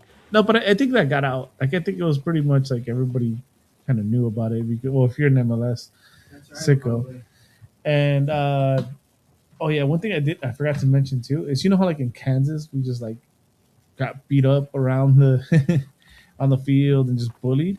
One thing I liked, and I've called Hawk a bully. Like Justin Hawk is a bully. That's what he is. He just muscles people up. You ever seen that little documentary they did of the Redeem Team with when Kobe Bryant said, I'm gonna inbound the ball and I'm gonna run through Pau Gasol's fucking chest." You seen that? Yeah, I've seen that. Yeah. So Hawk in the 12 minute gave me that impression. There was like a ball coming down and he just like ran over somebody. Like that was like that was a message. I saw that play. It's like Hawk is smarter than that. He like just ran over this dude. He got a yellow in the 12 minute. I like this guy because it was early and I think he was trying to set the tone and we all saw how it went. Uh, I prefer the combination of Garces and Galesnes. I think they complement each other well. So when I saw the lineup, I was a little worried about maybe the pace with the Galesnes and Hawk. But after that moment, I felt better. I was like, all right, he's sending a message to everybody else. Anybody comes his way, this is what you're gonna get. Oh, okay. So, um, real quick, let's put some stats out there because I know, Brandon, you looked at some stats. Give us some first half stats, and then after that, what Brian always asks us, right? What were you thinking at the half of this match, and did you feel comfortable, right? So, give us some stats, Brandon. Let's see here. So the top stats for the first half is so possession was 53 Seattle and 47 Galaxy, which means this wasn't necessarily a volleyball match. And then expected goals 0.29 for Seattle versus 0.676 for the Galaxy, which means that the one-on-one that Peck scored was definitely that boosting of the expected goals. Total shots was Seattle 4, Galaxy 6, but the shots on target was 2 for Seattle and 1 for the Galaxy. Of course, that one shot being our goal. And, at the half, I was suspicious. I was at the Ventura County City match. I was at the Ventura County FC match. I was looking down my phone. I'm like, It's Seattle. Seattle, they destroy their opponents at Lumen Field. They normally put like 3-4 past any team, because Seattle, what they are at home is they're more dominant at home. They play more comfortably. And then when they go away, when they go on the road, they normally like to play aggressive and like they just, like to keep it like 1-0, or they just like to they don't really like to play as aggressive as they do at Lumen. So I was pretty much surprised that we were up 1-0 at the break. I was expecting at least maybe 1-1, or Seattle to get a goal, because it's at Lumen. I'll say this: 1-0 at halftime. Stats don't matter. Whatever year this was, don't matter. I don't feel comfortable with the 1-0 in Seattle. Yeah. So I'll just say that. How'd you feel, Edgar? I was in disbelief because, like I said, this whole time, right? I was thinking, they're gonna go to Seattle, they're gonna get smashed, and then I had tweeted out about how Seattle looked more aggressive at one point in the game, and then people were putting me on blast on Twitter. They were like, "What about now, Edgar? Does it still look, the Seattle still looks better than the Galaxy?" And I'm like, take it easy, man. It's basically it's because the thing is, us, like, content creators and a podcaster, we look at the trends and see what it could possibly look like. It's not that we don't want the Galaxy to win. It's just the trend. We saw that we lost 3-1 to Sporting Kansas City, and the logical thing afterwards was Seattle. Seattle, no way. And they had in like 4 days ago, they beat, San Jose, the league leaders. Yep. So, confidence was at an all-time low for this game. So it was a huge upset, this win. I'll tell you what, though, Cameron. Like I said, you're gonna meet Cameron at some point, Brandon. But Cameron, who covers Seattle, he texted me. He was like, you see this, stuff we're dealing with over here." And I was like, "I don't know, man. You guys still look dangerous." And he said, pretty much like something like, "Don't be surprised if Galaxy ends up winning this game." And I was like, "Okay." We do have to mention here in the comments that Peck heel shot. That just tells you how much Peck is feeling himself right now, and the confidence to do that heel shot. What a golazo that would have been. Jogo Bonito's coming back, right? If that heel pass would have, Oh, yeah. He didn't see Royce. His Yeah. back was turned. I mean, or someone was in the box as well. He didn't see him, and he just went with the back heel. That would have been a lovely, lovely goal. I think that game could have been, it could have been, we could have gone for the kill earlier. It was way too close it was way too close in the second half. I think there was many more opportunities that we could have put in the back of the net just to call it a day. But I'm glad we got the win. It's just Seattle could have easily equalized this game and maybe even stolen it. You know what? You know why we got that win? Well, the defense. Oh, shit, I did it wrong. Oh, never mind. I did it wrong. But yeah, it's nice to see the nasty man back, huh? Yeah. And that's This is actually I think this last game would be Houston. Yeah, this was the second to last Yeah. game because Mm. we don't come back till July, and his loan ends in June. June So, 30th. June Yeah. 30th. We're not gonna have any games. It's gonna be during the World Cup. we hardly knew the. I think I told people, as soon as he scored that goal, I was like, I think we might have all just witnessed Nacimento's last goal in a Galaxy Yeah. uniform. I mean, we don't know what's going to happen against Houston, but the chances of him maybe starting, I don't know. He might get some minutes maybe in the Yeah. second half. Yeah, But Houston's going up right now. They're that's becoming an also issue. our bugaboo team. So They're kind of like us. It's kind of the same way because they beat LAFC and I think they lost the following match and then they beat Vancouver, and it's like they're beating the big teams but they're not beating like the teams beneath them. It's like we're the opposite. We're actually no, we're kind of the same way. We're beating teams that are above us and we're losing to the teams that are beneath. It's gonna be an interesting game. That Houston, and we're gonna cover that in the midweek, right? Yeah. I'm not Yeah. ahead. I'm Let's- not ahead of myself. let's not bust the Vanney. Let's not look past the Seattle game. The Seattle game's not done yet. But Yeah. no, yeah, we definitely Second half, baby. Second half. yeah. Ah. Second And- up. Edgar works hard. He'll definitely have that midweek set Yeah. up for second half though. I don't know, dude. It was just that movement of the ball, right? The movement of the ball from the wingers, I think, makes a huge difference. And also, you know what, Yamane too. I think Cuevas has stunk it up for a few games. Like even in like the Atlanta win, I think he was like one of the least impressive players with his pass selection and his. He's look. I like Cuevas. I have respect for Cuevas, but I think he's very one dimensional. I guess put my head down and swing that ball. You know, like he has a great like in swing or curve, whatever. But I don't think he really like is looking for a target. That's just the impression I get. I see. I like having Cuevas and Yamane, and I like. I know people will probably say stick to one or the other, right? I like having a platoon in that position because then the opposition doesn't know what to expect. But I think having Cuevas there every single time becomes predictable. I think that you bring in Yamane and as more of a starter, and then having Cuevas come in, like and have some energy, and having them change the way that the Galaxy attacks. I think that will be a benefit to the team. But right now, Absolutely. like you said, and here's the thing: if you're a starter, and you have one or two games like that, especially at this point in his career, that kind of stuff can wear on you, especially if the team is so up and down right now.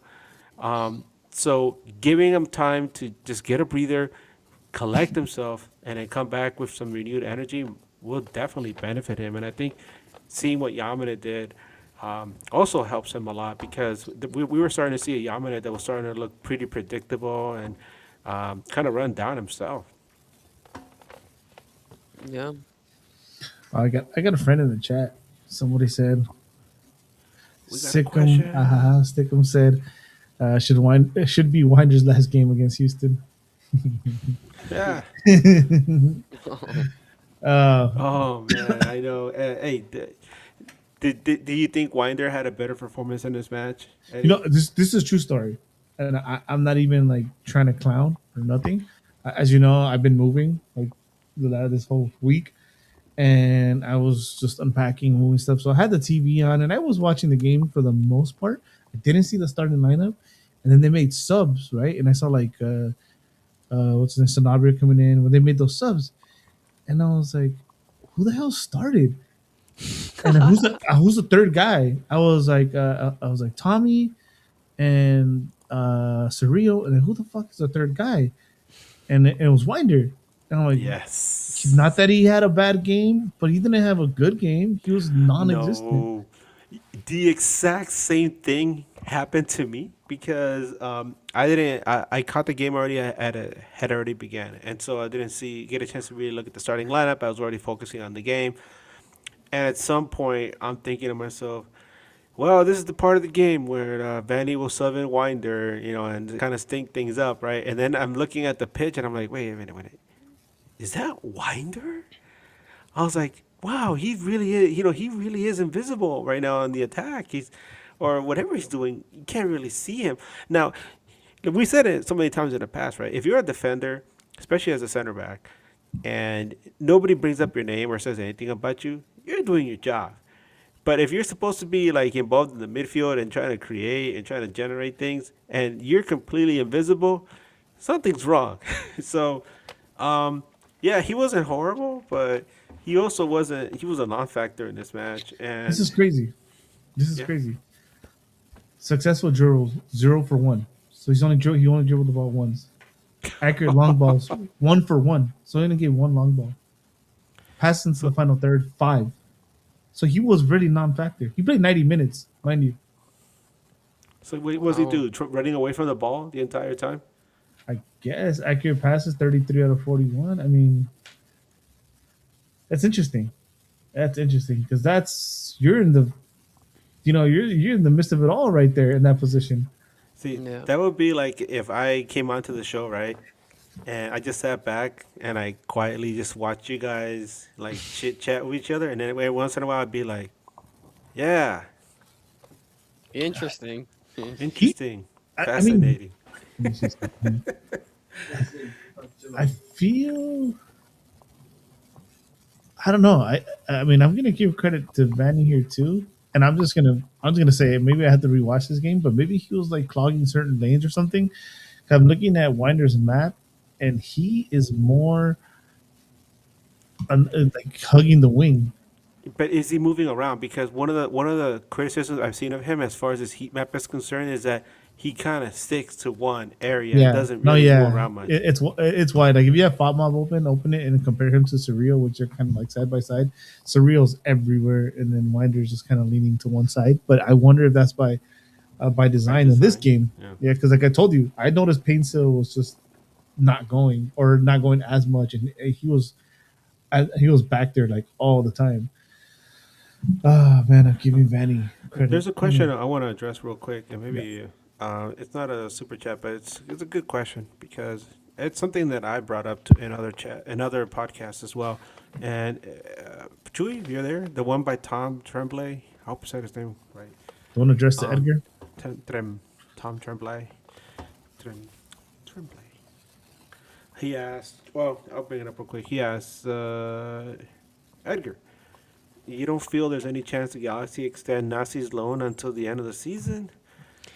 I don't think so. I don't know. I don't think his body of work, his resume right now this year is pretty slim. I mean, there was that question at the end of last season where is what do you do at forward for LA Galaxy? Do you bring back? This is before we knew about Klaus, obviously, but do you bring back Nascimento, and who is pretty much still a project, and he's injury prone?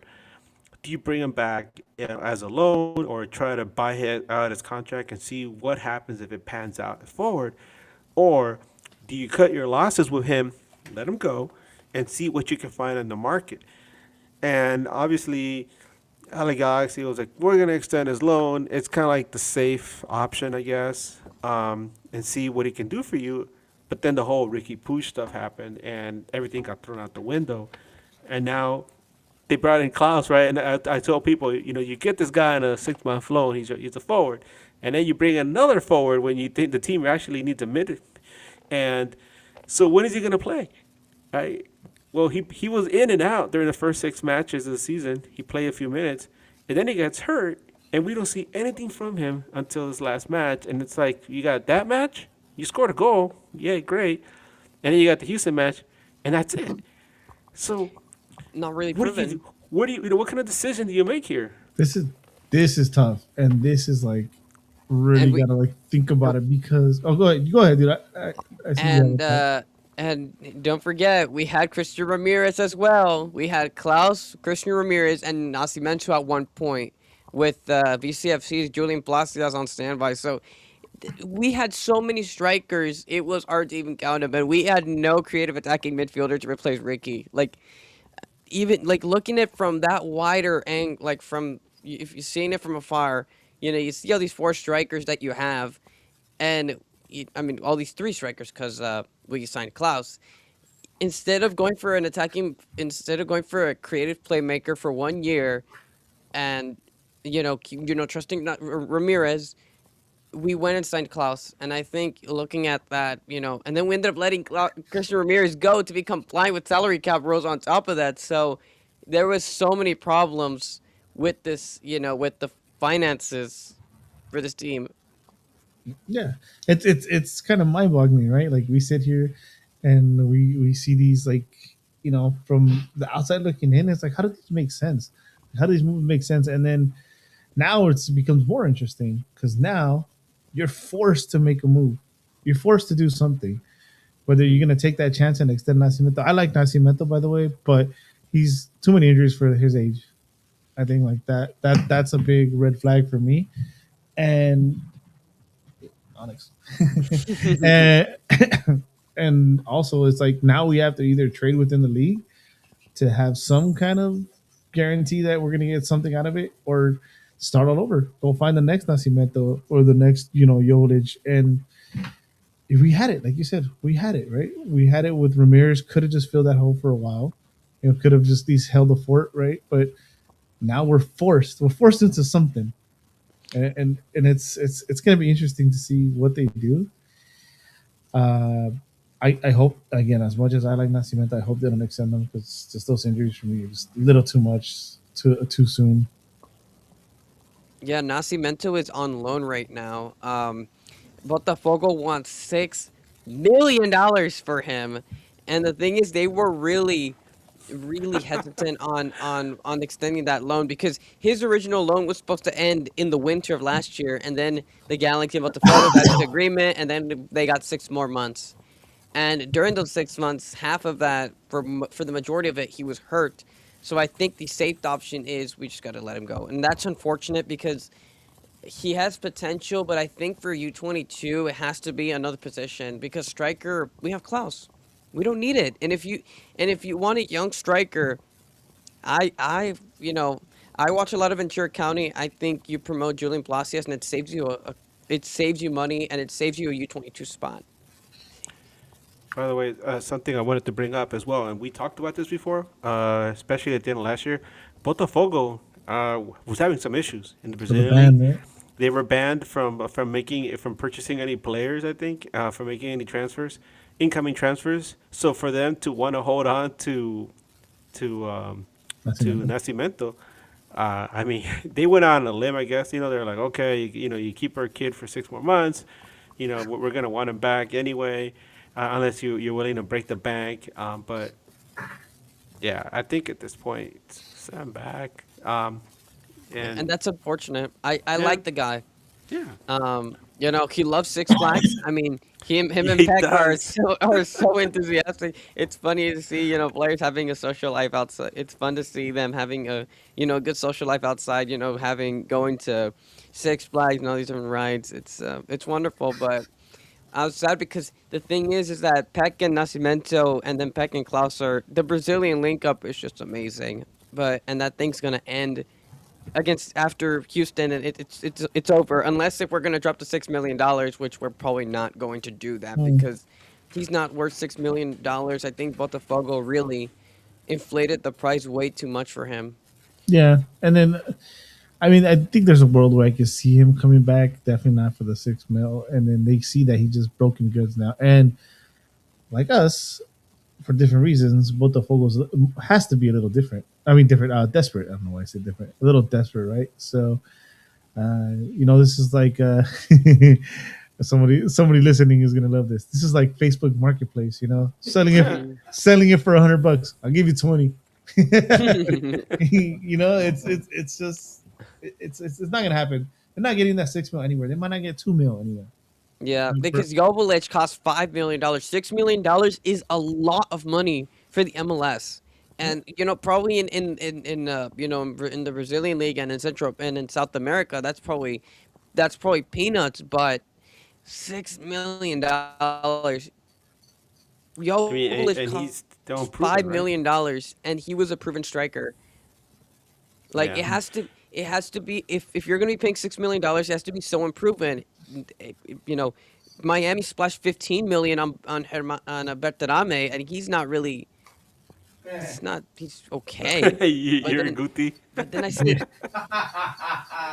Veterano. but these are for the league price Vente. tag that he was signed for, expensive, too expensive. I think you could have spent $15 million to get Buang or somebody else. Somebody much better, but.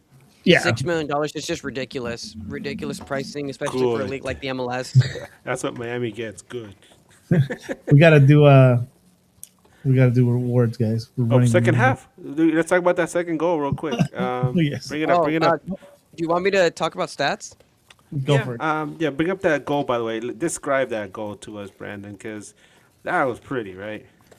Yeah, so second half stats. Possession, 62% Seattle, 38% LA Galaxy. Not possession ball. This was not Vanney ball. This was constant attacking from Seattle. Expected goals 1.24 for Seattle and for the Galaxy 1.48. That is impressive because it means that we were more effective on goal than Seattle, despite Seattle having the possession and attacking more. Then shots on target. Seattle had three, including JT Martinkowski making those amazing saves. With that one shot on target was, of course, Nascimento's goal. And then the big chances, two for the Galaxy and one for Seattle. And then the second goal was a beauty.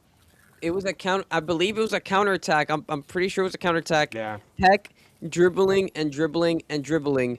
Normally, at the beginning of the season, Peck probably shoots that, what he dribbles, but instead, he slides it on over, finds Nascimento open, and it's a tap in for Nascimento. It's a beautiful finish, and it's wonderful from Peck. It's a wonderful build up, and it's the kill. It's the kill that we didn't expect that we were going to get, and we got the kill right then and there at the last minute of the match. No, actually, he doesn't take the shot. There's something you're missing there, and then something that Peck was driving me crazy with. He breaks the tackle on that play. Early in the season, he takes a dive. He Oh takes yeah. he takes a dive in that. I think it's like the I first think person. we saw him do that against Colorado, right? In that Colorado game, I think. It was like he was on a breakaway, and one of the Colorado players, I think, bodied him, and like Peck crumbled, and oh well, that was the end of that. Well, I think But both are accurate though. Like if he got through, he would have taken a shot earlier in the season too. Yeah, I don't know what got through to him, but I think in the game against Kansas, he was not passing it as much as he did in Seattle, but he was also passing the ball. So I mean, I hope this Nasti was is a like, sign to come, oi, but hey, hermano, pasa pelot. or maybe it's one of those things where they're like, "All right, guys, we're gonna go get not Lewandowski. We're gonna go get Casemiro. Either you or Paintill's gonna go." And so stepping it up. Casemiro's gonna be our new left winger. He's gonna dribble all of them, and then explode the goal or whatever. He's gonna Hell do yeah. all of those things for the Hell yeah. Galaxy. Everything. I love this comment right there. Sikkim. He says, if it was Paintsel in the box, Peck would have blasted the ball over the goal. Oh, and I didn't get to address that either. I don't think there's anything personal between them. I think it's I just think I think it's personal for them, like stat padding and all that. Like Yeah, I just think they have different motives and they're selfish. Yeah. That's what I think it is. I, yeah. Paintsel I don't wants the think World Cup spot, and Peck wants. Sorry for cutting you off. no, Paintsel wants that World Cup spot, and Peck wants to have moved to Europe. But I think I feel like they both fail to realize that an assist is just as good as a goal. You can rack up like 10 assists and like maybe 5 goals. That's still good. yeah, They can both pass to each other. We saw it in Dallas where that through ball from Peck to Paintsel and a beautiful finish from Paintsel. They need to both link up more because they don't have anybody else. They only have each other. They don't have Ricky. They need to set themselves up together. And last year they failed to realize that all year. And I'm glad that Peck is making better decisions and passing it because he's not getting desperate and he's seeing that the results are much better when he is not desperate and he's actually thinking about what he's going to do. team ball. All right, let's do awards, baby. I wonder if Chewy has the awards ready to go. Joey made brand new graphics. It's gonna be crazy. Gio's about to jump through the screen on everybody. Well, we always start with the Geo Award. The Geo, explain. What, Brandon, do you know what the Geo award is? I think Geo you've heard it Award before, right? is your game is off award. So you're opposite of MVP. Who had an off night this night? Okie dokie.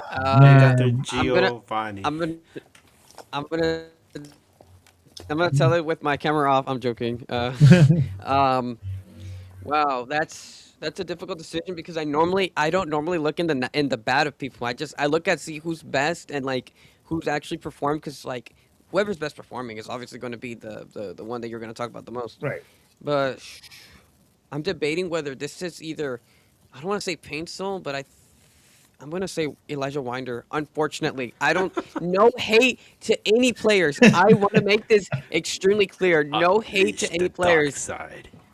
but I Oh, just I don't know. It's just Paintsel did have some bad moments, but I don't think he was effectively the worst in the team. Embrace the dark side, young And then one. this is, you're talking about a 2-0 win shutout in Seattle, which is really It's hard for any yeah. team to do. There's not really I think you picking out somebody. I think it's just like singling them out. That's just Yeah. Well, Yeah. welcome to Mag. well. I mean, but because I'm here, Nag, I'm gonna say Elijah Yeah. Winder. Yeah. I mean, it's kind of unfair, but it's like unfortunately, I mean, Winder, we're non-existent. Again, I'm not even gonna be here and say like you had a bad game or anything. You're just non-existent. I mean, both both me and Edgar didn't even know he was playing. So yeah, I'll just keep it simple like that. You know who was guilty of that for years before he got shipped out was Sebastian Leggett. Because when he first started, he was all right, but then he kind of just would disappear into games, and you wouldn't realize he was actually playing out there until like maybe he took a foul or something. But he's not there anymore. I just want to bring it up real quick because Eddie, what would you say about Leggett at the time? We had a nickname, pass back legit. Sell, sell, sell, right? Sell Oh yeah, high. sell high. Oh yeah, I called it too. I saw that decline early. I was like, sell high. Yeah, I'm gonna wait too long. yeah, but yeah, I mean, yeah, it has to be Winder. I mean, he started the game, and the thing is, the trap with him is that you see him have such mediocre performances as of late, and this doesn't help the argument for him to, because I know some people say, give him more minutes and he'll find his way, but he's been getting a lot of playing time, and we haven't seen any progress. It just kind of he plateaued, and then sometimes he craters, and this is one of those where he didn't crater, but he just wasn't even really a factor as far as the offensive end is concerned, obviously. But anyway, Next one is a Hugo Hartman award. That's like your honorable mention. You're not MVP, but you're second MVP. Sort of. I want to go last in these because I'm just gonna go different because I think there's so many to pick people to pick from for different reasons. So I'm gonna go different every time from you guys. I think, like I said, I think there's so many you could pick from. So, Brandon, being that it's your first time as an official, Brandon Nags here. Oh my God! there's the Geo Award. Oh no! It's Giovanni Dos Santos, obviously. A little late, but he got it. All right. I mean, I'm And not then now there. the Hartman, the Kevin Hartman Award. There it There you go. is. Thanks. There it is. This was difficult. I mean, there's three people that come to mind that come as second MVP. JT, Glesnes, and Peck. It's difficult because all three of them are contenders for, well, Peck and JT are the two that deserve MVP. But I think that because that I think I'm gonna go Peck with the Hartman Award. I think he's the second MVP, and I'll explain JT when MVP comes around. I mean, Spoiler. oh man, what you got? You gotta hold your cards close to your chest. spoiler. Yeah, for me, yeah, well, you said what I was gonna say was JT Marsikowski. Yeah. I mean, They're the both goal, close together. Yeah, I mean, the award's named after one of our favorite Galaxy goalkeepers of all time. Former NAG guest, by the way. Hopefully, we can get him back on someday. But yeah, JT keeps proving why he is the number one for LA Galaxy, and I think that, like I said, I've been pushing hard for him. I really think that if he keeps going this way, putting in these performances, he could work his way up to being one of the better goalkeepers in MLS. Not top tier, but definitely one of the better ones. Not mediocre at all, not mid or anything like that. He's definitely better than your average MLS goalkeeper. Absolutely, I agree. Let me see here. Said I wanted to go different. So many to choose from. Okay, because I don't think he'll get mentioned again. I'm gonna give it to Yamane. Yamane coming in after not getting those minutes, and Fair. him, Surreal, and Peck were terrorizing that side. Oh, absolutely. Surya had a better game. Yeah, and it was all on that side. Like we're just, you wouldn't have imagined that Seattle was a better team going in, right? You would have thought we were gonna go in there. Like I said, we all thought, shit the bed, but these guys were just toying with them.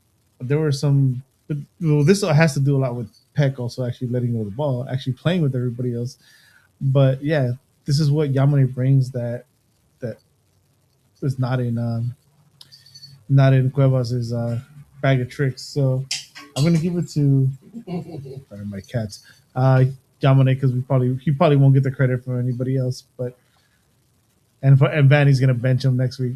right? By the way, I must add this is what makes being a Galaxy fan this year frustrating, right? The games we put up, those terrible losses, and then we go and do something like we did yesterday. Hmm, yeah. And not only that, but you're like, hey, so and so played well in this match. I'd like to see more of him, right? And then the next match, he's like nowhere near the field, and you're like, what the hell? To the bench, right? There's so much rotation in this team because there's so many players, so many combinations. And, that's one thing, many Galaxy fans fail to realize is that we're currently in rotation right now. Not every single lineup is going to be the same. The best lineup probably was the one against Sporting Kansas City, but then, the match happened and then we had to drop that and then try something else. We're heavily under rotation, especially when it comes to the midfield and the defense. So we have to look out for that. Yeah. Chewy, I need it. The most prestigious award in all MLS. Don't let nobody tell you otherwise. The next standing, damn, no graphic. Next standing player award. Brandon, again, if you have it ready, or you could just pass it to somebody else to give you some time. But oh wait, we already know. Never mind. What am I talking about? You gave it away earlier. Yeah, this is man of the match, right? Equivalent. Yeah. Okay, yeah, it's JT Marcinkowski. So many saves, especially that second half, kept Seattle out. I think he is really, really proving, why he is the starting goalkeeper, and I'm very happy that he's won the starting position, and he's proving he's one of the only, him and Glesnes are the two consistent players in our team, and I think, and he absolutely deserves the man of the match, if not Our, or a close second. No, our yeah. buddy And, Saz, who covers earthquakes, remember Saz, Eddie? yeah. He texted me last night, and he's like, hey, can we have JT back, please? It's like, No, they're no. doing fine though. But no, Yeah, he they're definitely. Andy That's good. Milonakis definitely did have a good game. He made that save was wild, dude. It's just NBA playoff fever, Came in here. Shit, I Get look like outta Wimby here. out there. No, no, no, not in my house. Sorry, And different generation. you see, it's Brandon's Matumbo. like, what is he talking about? No, It's no, no, Matumbo, no, not Shaq, in my house. and Ha then ha ha ha. and then Wemby for Brandon. All right, my turn. It's gonna be. I think I'm gonna give it to Marco Royce because he gets things going with that beautiful pass. I think that if this game goes scoreless into the half, Seattle will probably find a way to get one in the second half. But Galaxy takes that psychological edge into the half on a goal like Yes. that.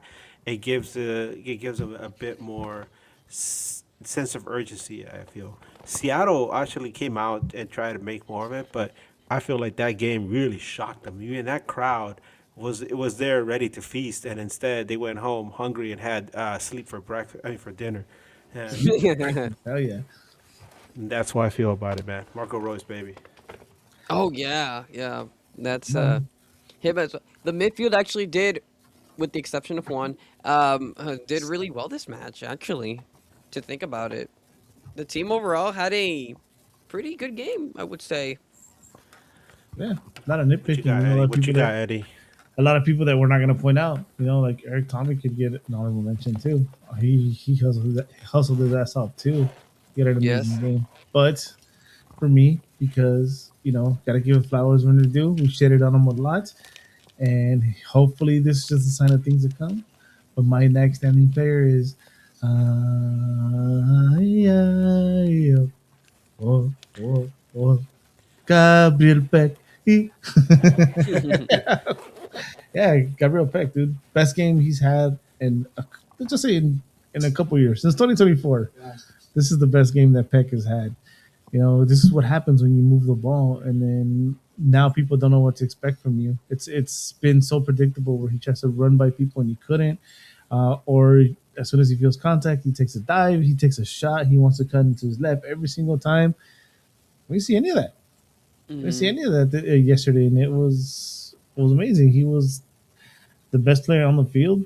He obviously couldn't have done it with some of the other guys, but yeah, Peck looked like. By the way, Brandon, I predicted Peck to be the 2025 MLS MVP. So this is like the Peck that I thought we would Yeah. have last year. So Wait, you mentioned something else um, about the way he's shooting the ball. I think we brought it up before. He doesn't have the same bite in the shot that he had in the past. It looks like he's missed a step as far as like his speed, especially out in the open. Um, but in this game, I mean, aside from having to meet this pass and dribble into the box to try to take the shot, he didn't have to blast the ball. He just had to place it correctly. And I think that's what Peck works best because one of the things that we're so predictable, what he does every single time in every game, right, Eddie? He comes in from that corner and into the 18, and then and then he cuts back to his left and he fires that shot to the far post, which most of the time either misses or it hits or just isn't anywhere near on frame. Or it goes straight to the goalkeeper. Or straight to the goalkeeper, and it's not like I said. There's nothing behind it, so we're seeing less of that, and let's more of the jogo bonito Pack. So, vamos Pack, vamos. Yes. almost back. So we're running late. Obviously we had to cover 2 games. We kind of cats are going crazy. We kind of went off on the McDonald's talk for a while, so that took some time, but we got through it. Yep. We're starting to wrap up here. Edgar, did you have any housekeeping for midweek, or you want to update us later? What's going on here? Yeah, I reached out to our buddy Colin Toro, who covers Houston Dynamo for keeping tabs, and a lot of people don't realize this, but he works as a nurse now, so his schedule is all over the place. But he did say, hey, let's see if we can work something out. And if not, I do know a couple other people who cover Houston, Bayou City FC, and we're gonna make it happen. What's up, Eddie? I fucked up. I did post the questions for Instagram. So Oh, questions. Here we go. You ready, Brandon? Oh, yeah, that's right. You guys made that. I forgot. yeah. Well, actually, there's I think only one question, and the rest are kind of just comments here. So give me 1 second here. Let's see. Adam DC27. 9 points would have been ideal if we knew Galaxy would have won. If we knew Galaxy would have won in Seattle. So basically, yeah, we should have took that Kansas game. Well, I don't know. Things are weird like that. Like if we win in Kansas, who knows? We don't win in Seattle. Vanney probably doesn't rest Yeah. players because he feels like we're not gonna win anyways. But yeah, I mean he's right though. The Kansas game should have been winnable. Should have been winnable with some bench players, to be quite honest. This is Mellow _ gamer _ 802. We finally beat Oh no. Seattle. Oh no. I know We that fin- guy. we finally beat Seattle at their place. Crying emojis. Yeah, we did, and I wasn't there to see it. I've never seen them lose in Seattle, so that's cool. Nothing but draws. We never win. Okay, and there's actually no questions. They're all statement. Oh, Lewis from LA's Our House. Got the results I expected. One one win, 1 loss. Just not the way I thought we'd get it. Success. Funny. I'm saying I thought we were gonna come away with 3 points though. Actually, not 2 wins, and I thought I was gonna be in Kansas, but here we are. And thank you everyone for submitting questions. Sorry I got to them late. Hopefully you stuck around to the end of the show. But that does it for Instagram. Brandon, your first show as an official member is coming down to the end here. Anything you want to say before we start signing out? Not really. I think everything was pretty much covered. I think it was a overall net positive because I was predicting that Sporting Kansas we would win in Kansas, maybe a draw in Atlanta, and then maybe a draw in Seattle. But overall, 6 out of the 9 points, it's a net positive. I think in an upset win at Atlanta and an upset win in Seattle, I think is a good enough road trip for us. Sure, the loss at Sporting Kansas City does sting, but still, I just think that we're seeing more of the negative side of losing to Kansas City instead of embracing the win in Seattle. And I think this is just, as I said before, it's a net positive. Yeah. So I guess as the podcast episode is called, I'll ask you: is it a successful road trip? Yeah, Edgar? it's up for debate. Yeah, I think it's successful. I didn't. Yeah, me too. past expectations. So, and then they're tough places to play, right? Might have not got the points what we thought we did, but we got the points. So we're gonna get up out of here. Thank you everyone for joining us here tonight. Brandon, welcome. The first Thank one you. I is under your appreciate it. belt. Your first one is under your belt now. You'll never forget your first. If you're trying to find me on social, find me as what the hell is my name? Eddie PZZL on Twitter. Never the X, right, Edgar? Where can they find you? You guys can find me on Twitter as Edgar Nags, never to be confused with Eddie Nags. Remember that? But yeah, you guys can find me on Twitter, Instagram, Blue Sky. Thank you so much, everyone. I look forward to seeing everybody again on Saturday. I guess against Houston. Obviously, that's gonna be the last game we're gonna be all together until what, August, right? July against Late Levas. late July. I don't know if I'm gonna be here for that game. I think I'm gonna be on a road trip. I know I'm definitely gonna be attending a New England Revolution game. Well, I'll be out in the New England States for a wedding, and I think I already got tickets to see New England versus Toronto, so that's gonna be interesting. But until then, thank you guys so much, and I will keep you informed about a midweek show. So, yes, Brandon, forever. where can they find you, good sir? You can find me at LA Brandon Sports on Instagram, X, and of course TikTok. Thank you Damn, so much, my guys. he has it down better than I do, and I've been doing this forever. Triaso, take us home, sir.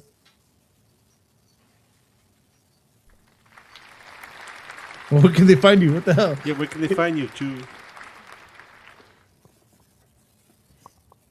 There. Joy.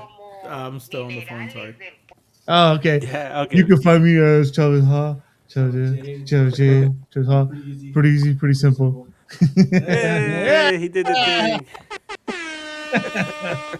I think everyone gonna get up out of here for Edgar for the first time, or Brandon, and for Chewy and get up out of here. Till next time. Keep on nagging. Wu Tang forever. Nag is for the people. Now take us home, Chewy.